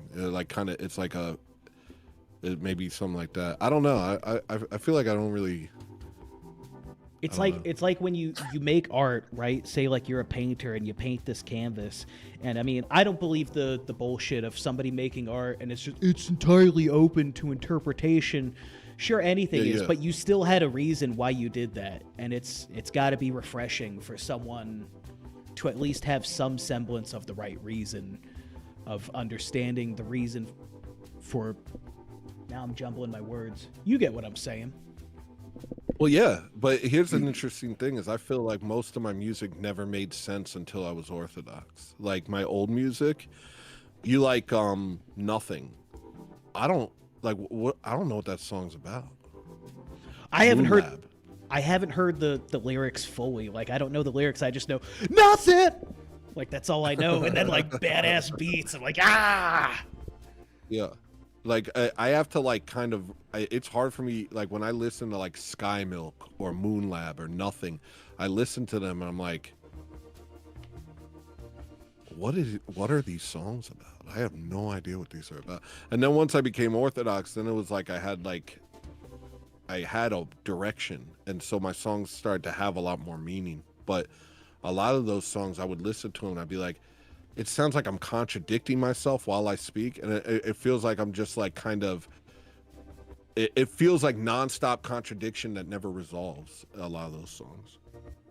I get that. I get that. And then the orthodoxy kind of steers it. Yeah. Instead of going back and Yeah. forth. I get that. How old is that track? Nothing. Nothing. I made Nothing in 2018, I think. Oh, wow. Moon Lab I made in like I released it in 2016, but I'd been performing it for about a year before that. Sky Milk 2016, I released it late December 2016. Those songs were like, I had no idea what I was doing though. I hear the confusion in a lot of my music during that period when I was in Brooklyn. Like everything I made there, it's rife with like contradiction, and I think it's because I was living in a contradiction. I was living in this world where everything was a lie and you had to uphold it, and I feel like it just came out in everything I said. It was like I listened to those songs and I'm like, I feel like I know what I'm saying, and then all of a sudden I completely contradict myself in this massive way. In Moon Lab I say, this is it, the moment you've been waiting for, where everything you ever lost, this is it, the moment you've been waiting for, where everything you ever thought removes itself from what you are, right? So that sounds like you're being stripped of everything and the truth is being laid bare. Yeah. The next line I say, and in this momentary lapse of truth. Well, a lapse of truth means there's no truth there. I completely contradict myself. You see the scars on my pale flesh, and I see everything in you. What am I talking about? Yeah. I get it. Yeah. It's you got better direction now. Yeah. Why are you looking at me like that? You all right? What? What did I do? What did I do? You all right? Hey, what's your deal? I'm confused now. I'm confused about myself. I'm in my own head now. I'm That's- in my own head. And I'm reeling. Yeah, I wrote this down. I had questions prepared for you, and Oh, cool! I love that. the one I had, the only one I can really think of. Tony, what's your deal? What's? Oh, freaking hooked and baited, pulled in, catch and release. Got him. That sucked. You didn't have even one question? No, I think I asked them I all. like when people ask questions. Okay, what got you streaming? What made you want to start streaming?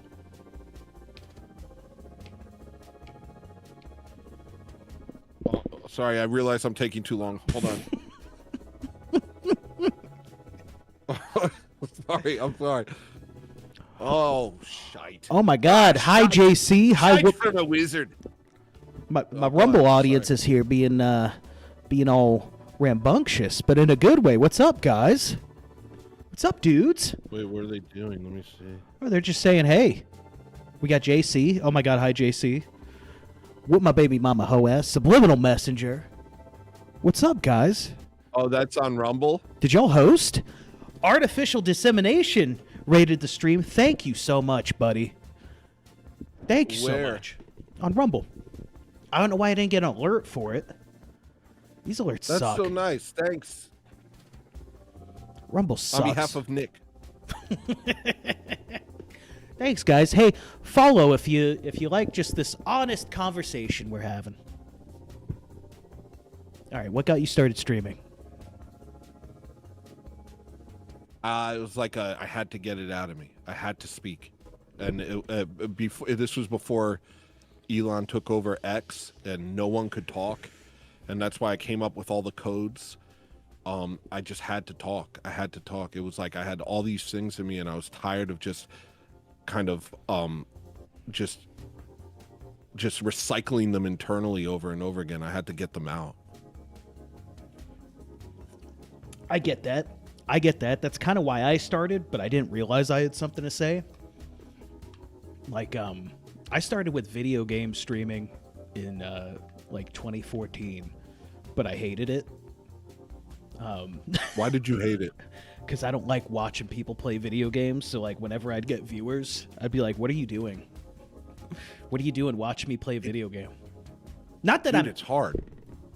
I'm not hating on you, like, when you play a game on stream, like, you're entertaining, but, like, I sit there and I'm like, I'm in a zone and I'm gaming. Like, why would you watch this? I'm not saying what I want to say. I'm not expressing myself. I'm not doing anything creative. I'm just playing a video game and you're watching me. Well, I think the only way it works for me is when I don't care at all about the game and I'm just more focused on being entertaining and the game is just something happening.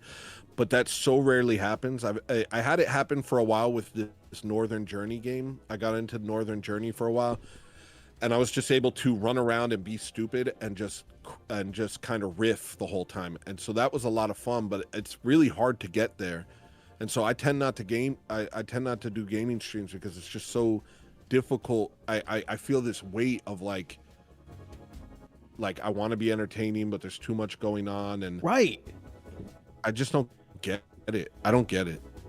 I don't either, but I'll tell you, me and that guy in your Discord, Sebek, there's at least one gaming stream episode we want to do because we've been workshopping these characters that are like two retarded 12-year-old kids. Are you gonna do it on here? No.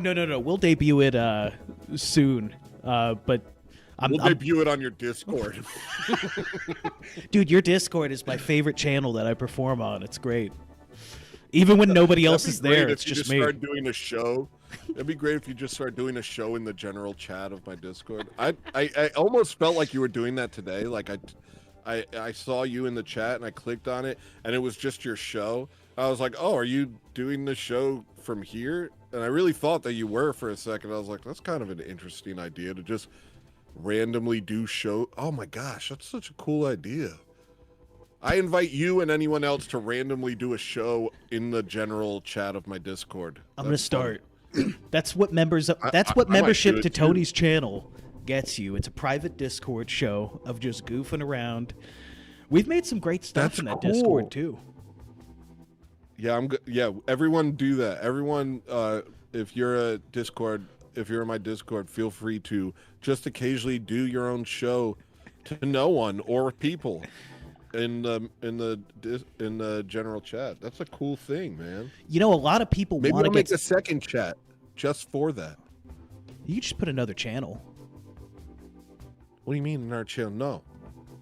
Yeah, like you got the general channel. Just put another channel below it.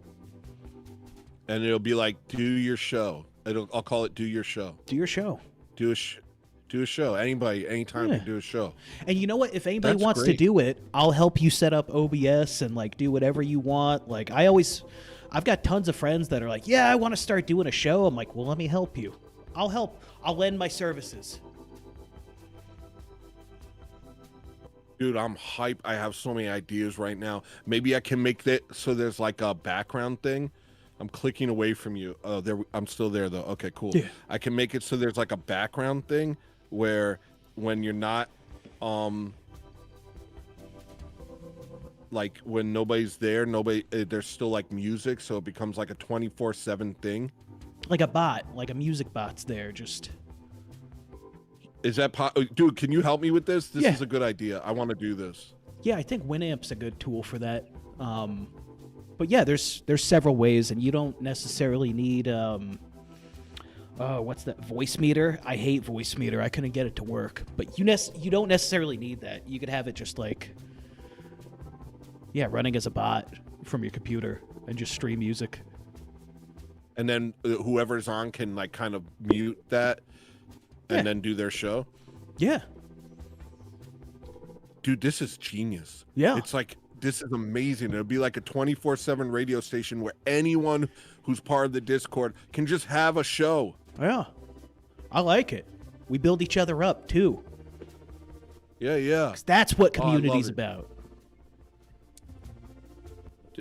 The dog's screaming. All right, dude, I'm hyped. Thank you for giving me a now. Oh, wait. Hey, I'm excited. So, no, I do get excited about You get ideas. it. You get it. Yeah, yeah. Now put that in a song. Okay. No. I'll do it for you. I'll do it for you, buddy. I'm kidding. You do what you want, but No, I'm gonna. But yeah, I That think was this is a good kinda- idea. This is a good idea. It's not going to gain like. What does chat think? Let's see. What does chat think? Hi Ho Candy Cane says I may take that up. No, not voice chat, video chat. You can do video in the voice thing. Well, yeah, you just virtual webcam it, and you could do it through your streaming software. Yeah. So now you can treat the voice chat as your show, and people can come and watch, and it's always open whenever anybody feels like doing it. Yeah. And then it's like a show for people who are like-minded. You don't have to put yourself out there to all these freaking psychopaths on YouTube, and it's kind of like it's a lower it's like a no pressure situation. Also, guys, yes, Jessica Bowman just plugged in Rumble. What are you, polyamorous? Buy the music catalog. This man makes incredible music. The opening to the show, I think I'm going to keep using Nothing as the That's opening great, song.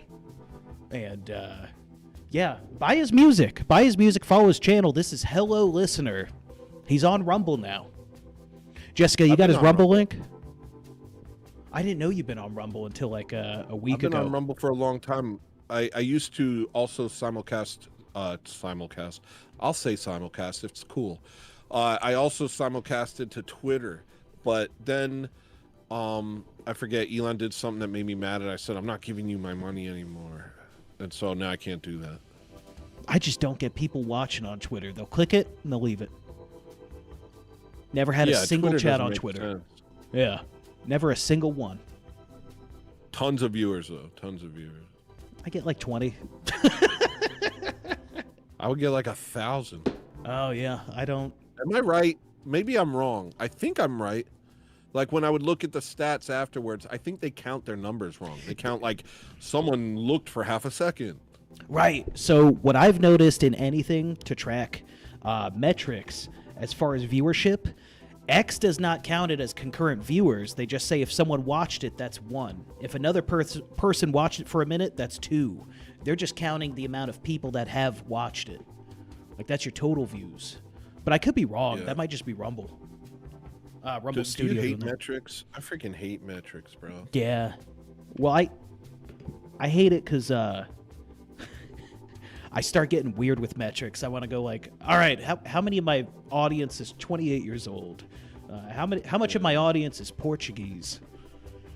You know? Yeah, see, but more information like that is just going to color how you do things. It's going to be like, oh, I need to apply myself more to this demographic, or oh, this show didn't give it as many viewers. Maybe I need to do it differently. And yeah, I'm sure for some people that's fine, but it doesn't serve me at all, because it's like, oh, what am I going to change my methodology? Like, I just it doesn't serve me at all. It just makes me it just puts me on tilt. So it's better if I don't know. It puts marketing into art, and it's not good at that point. You lose a lot of the purpose when you go That's onto the everything, marketing bro. end of it. Yeah. How is this going to Yeah. sell? How are people going to react to this?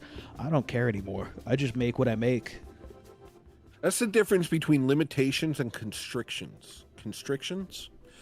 Like limitations, it's like I can do something great if you just give me like some beat up old machine and a microphone. I can like figure something out. You give me like like I like limitations. You can get really creative within limitations, but that's having like some like Amish breathe down your neck and tell you that you have to make sure to say something about 6'7" so that Gen Alpha likes it, or that's not a limitation, that's a constriction. It's a it feels like a freaking attack to me. It makes me like it kind of I shut down.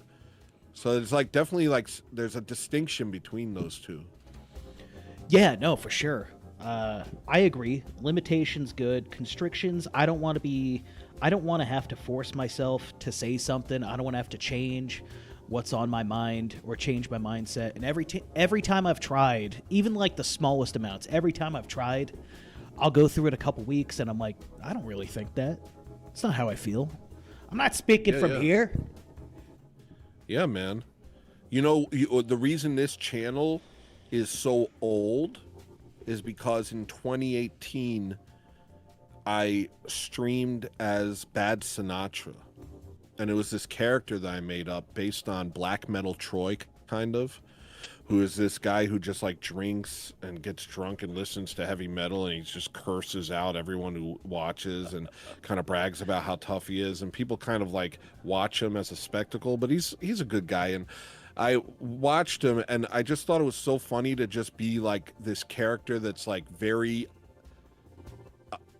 just like constantly compensating and kind of lying. I'm not saying that's what he was doing, but it kind of grew into that for me. And so I like did this character that was constantly lying and compensating and trying to be tough. And so I did this character and I did it for 5 streams, and by the end of the 5th stream I had a complete nervous breakdown because I couldn't tell what was me and what was the character. And so from that point on I was just like, so then I didn't stream on that channel for years, but that was what kind of led me to realize like there's no way to do this, at least for me, unless I'm just being me, because anything else is completely unsustainable, and it feels almost damaging. Oh, for sure. Like we have to do rotations on our sketches, me and Vil, because if we stick with one character for too long, like we did the teacher's sketch, Get Back to Class. Yeah. And we were just practicing our, North Midwest, whatever you call it, accent, maybe, from Wisconsin or something. But we were just practicing that so much that we talked that way for a week straight. Yeah, and I started to think like that character, and I'm like, that's... Yeah, you start actually adopting those mannerisms and becoming that person. It's a really weird thing. I actually don't know if I like acting at all. Like, I know I do skits and stuff, but some part of me is always like, I don't know if I actually like doing this. I know I shouldn't say that, but you could get so dedicated to the craft that it becomes you. And it's kind of weird. It's kind of scary, but it's also pretty cool. Now, yeah, I don't know. It's like a freaky thing. Isn't it like basically like pretending or lying? Maybe I'm crazy. You're developing a new personality if you get too far into it. Sorry, what were you saying? No, I was talking to Total Gravity or Singularity on a couple days ago, and I was looking into saint quotes, and some of the saints have really harsh things to say about actors. And you read it and you're like, I kind of agree. Yeah, I love a good movie. I don't know, man. I don't know. I'm gonna keep doing it. I'm gonna keep doing it. I just know I gotta do it in moderation. Oh, yeah, dude. I know you're not telling me not to, but yeah. A lot of the criticism was based on the fact that in the old days, the theater was directly linked with pagan practices, and to the point where they would invoke pagan deities before they began the show, and the whole thing was meant to elicit the passions, sexual stuff like that. And so there's a very, there was a reason, though I have always thought, and it's hard to deny that there is an element of deception in acting, isn't there? I don't think it's deception. I think it's sort of a way of becoming your art. Maybe it can be deception, when it's got a motive behind it. But I think when your motive is just not necessarily deceiving, but accurately portraying an imaginary vision through physical expression, I think there's something really cool about that when you can be good at acting. But there can be something evil about it too, you know? Yeah, I'm gonna think more about it. I still don't know where I'm at with it, but I find it difficult. I find skits to be difficult. Like I like doing them, and I love the final product when they're finally done, and like you're looking at these characters, and it's so funny. And I like doing the improv stuff with Jimmy, but there's always some part of me that's like, not always, just recently. Recently, I've been thinking about it. I'm like, what is this? what am I? Like, what even is it? Is there certain ones that are harder for you, or is it just in general? Well, I've noticed that I have to like the character in order to portray him.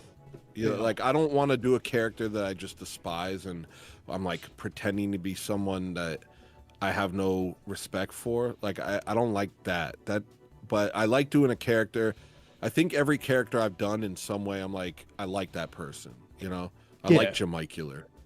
I like that white guy pretending to be Japanese. I loved him, you know, and whatever other characters. Like, you have to be able to relate to them. If I can't relate to them, it feels, I don't think I could do it, actually, if I didn't, like, relate to them and kind of have, like, some modicum of respect for them. Huh. I don't know. Maybe that's the key, though. Maybe you can kind of relate to almost anyone and play them, you know? Yeah, whoa, that's Find cool. something that you can relate to them with, you know? A lot of people are the same. Most people are the same. At least white people. I don't know. Yeah, so you got to kind of act with... yeah, that's true. Yeah. Like, I like Tria, even. I like Tria. You know, the black AI. Tria? Who's that? That's a character in the show. It doesn't matter, but it's like this black lady AI that I play. And it's like, I like her. Like, I love Tria. She's like a nice lady. Yeah, because there's an element of you put into everything. So I wonder if acting can be a vehicle for empathy. Huh. Welcome to Inside the Actors Studio. I'm here with Tony from HelloListener. Yes. Tony, welcome to the studio. Thank you for having me. I see acting as a vehicle for empathy. Fascinating. You get into the mind of people that otherwise you wouldn't be able to relate to, and suddenly you find that they're not that different from yourself. Fascinating take. Let's play a clip from your latest movie, Slingers 2. Sling dingers on Peter. I play a clip. I'm like, I'm a freaking slave master. You stupid, huh? Yeah, whatever. I was thinking the exact opposite, like a goofy stoner comedy. It's just You can do anything. I play Hitler. I'm like, you have to, you know, it just cuts to me like, guys. That's really funny. That's funny, actually. That's a good skit right there, bro. And then you just keep coming back, and you're like, yeah, it's about, you know, reaching out beyond yourself and understanding that the differences between you and another are really trivial at best. And then it cuts to be like, I don't know, being a Muslim, beheading a white woman. I found it quite trivial when I tapped into my character, Jaden McMore, who could not stop farting, shitting himself. And that sort of really taps into the problems with society that we're facing today. Yeah. Or it cuts to me and I'm just like,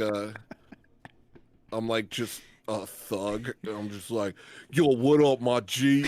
I really feel like I'm connecting with these people, and then I just do like the most obvious caricature of a black guy, and I'm like, hey, yo, I want chicken and watermelon, nigga.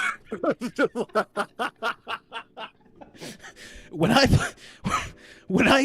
I adorned the role when I adopted the persona retarded Steven. And could not stop licking windows and touching my rear. That's so good, dude. That's so good. Holy crap. I want to flesh this out. This is good. I think you're onto something here. Man, we got to all get localized, brother. We got to get freaking localized. You, Vil, Jimmy, we all got to freaking be in a nearby so that we can just not get not an next idea, to, grab the cameras and just go. Right. In proximity, but not like neighbors. But like near. Well, you don't want to live by me? I don't want to live by anyone. You think I smell? I know I smell. Do you think I'm loud? Well, that's okay. Is it because of the dogs? No, the dogs, those hellhounds are awesome. No, Are you afraid that you'll witness a domestic abuse situation and be conflicted as to whether or not to report your friend? No, I totally root for you. Sorry. Thanks, bud. Sorry to your wife. You hear that, Maria? Go. No Get her. jury would convict me. I don't know this guy. sorry, I could be an that's not unbiased funny. juror. I don't know this guy. That Get OJ him, literally Get him, said that to Nicole Kidman, by the way. What'd he say? No jury He could said, convict me? I could. Yeah, that's like some quote from him. He's like, I could kill you and no jury would convict me. He actually said that. I mean, Trump said that too, similar. He said I could murder someone at a rally and people would cheer. And I kind of believe that too. Yeah, that's kind of like some Aztec crap. If people, politics is like religion, dog. People be worshiping like presidents like they're deities, man. It's also true about musicians. I said that about I saw a video of Playboy Cardi years ago where he was like, I keep trying to leave, but we're having a good conversation. Hold on. I saw this video of Playboy Cardi, and he's going, I take my shirt off and all the hosts start breathing or something. I don't know what that freaking degenerate raccoon said, but and then there was an upside down cross behind him. And he's singing the song, and the whole place is losing their mind, and they're all dancing to this stupid demonic crap. And I realized in that moment, I was like, yo, he could kill somebody on stage, and they would say, free Cardi. And then 3 days later, Travis Scott killed all of those people in a demonic ritual at Astroworld. Yeah. And everybody was like, it's not his fault. And I was like, and I said, nah, he did it. He put demons in their head, and they acted demonic. Yeah. Yeah. You opened gateways and allowed demons to flood into their minds, and they got into a frenzy, and they murdered people. I think a bunch of people got dragged to hell that night. Sadly. I mean, but that's true. Go on. Sorry. I was just saying, we're all wired to worship, and if you don't fill that need with God, you're going to fill it with, stupid people. Moulignans on stage talk about money, hoes, drugs, Satan in very coded language. Isn't that crazy? The stupidest of us all. Yeah. Aggrandized and galvanized and worshipped as if they're onto something, as if they are privy to some greater truth. And it's like, no, they're just propped up by Jews. That's all they are. Yeah. If it wasn't for the financial backing, no one would ever hear of this crap. It's true. That's what I like to say. That's what I like to say to rappers. So, if it wasn't for the financial backing, no one would even listen to this stupid toe tapping rap music. Yeah, you know what I told that 2-pack shaker guy the last time I saw him? I said, hey, this stuff sounds like a bunch of monkeys banging on tin cans, just mumbling words out. I don't think anybody would listen to you if it wasn't for some sort of people I'm not allowed to talk about backing your music here, pal. Yeah, I looked him right in his hologram eyes and I said, "You can't hold a tune if your life depended on it, Tupac."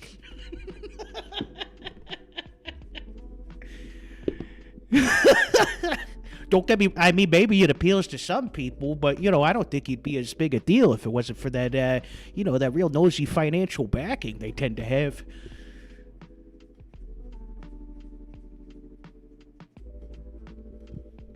Are you there? Okay, yeah, I'm here. You're Okay. frozen. That There was we crazy. go. I thought you were. All right. Thought you were psyching me out. I thought you just quit randomly. But let's What? Oh, I gotta go. end the stream. Sorry, I just have to go. All right. now. Thanks for being here. Guys, follow Thanks for HelloListener. having He's me. on YouTube. He's on Rumble. He's on Bandcamp, Colossal Squid Records. And I'm honored to have him on my first show doing this. We're going to do crazier stuff in the future. Maybe not so crazy. It's just going to be... See you, Tony. Thanks for being here. Bye. Let me close that out. I got to eat dinner.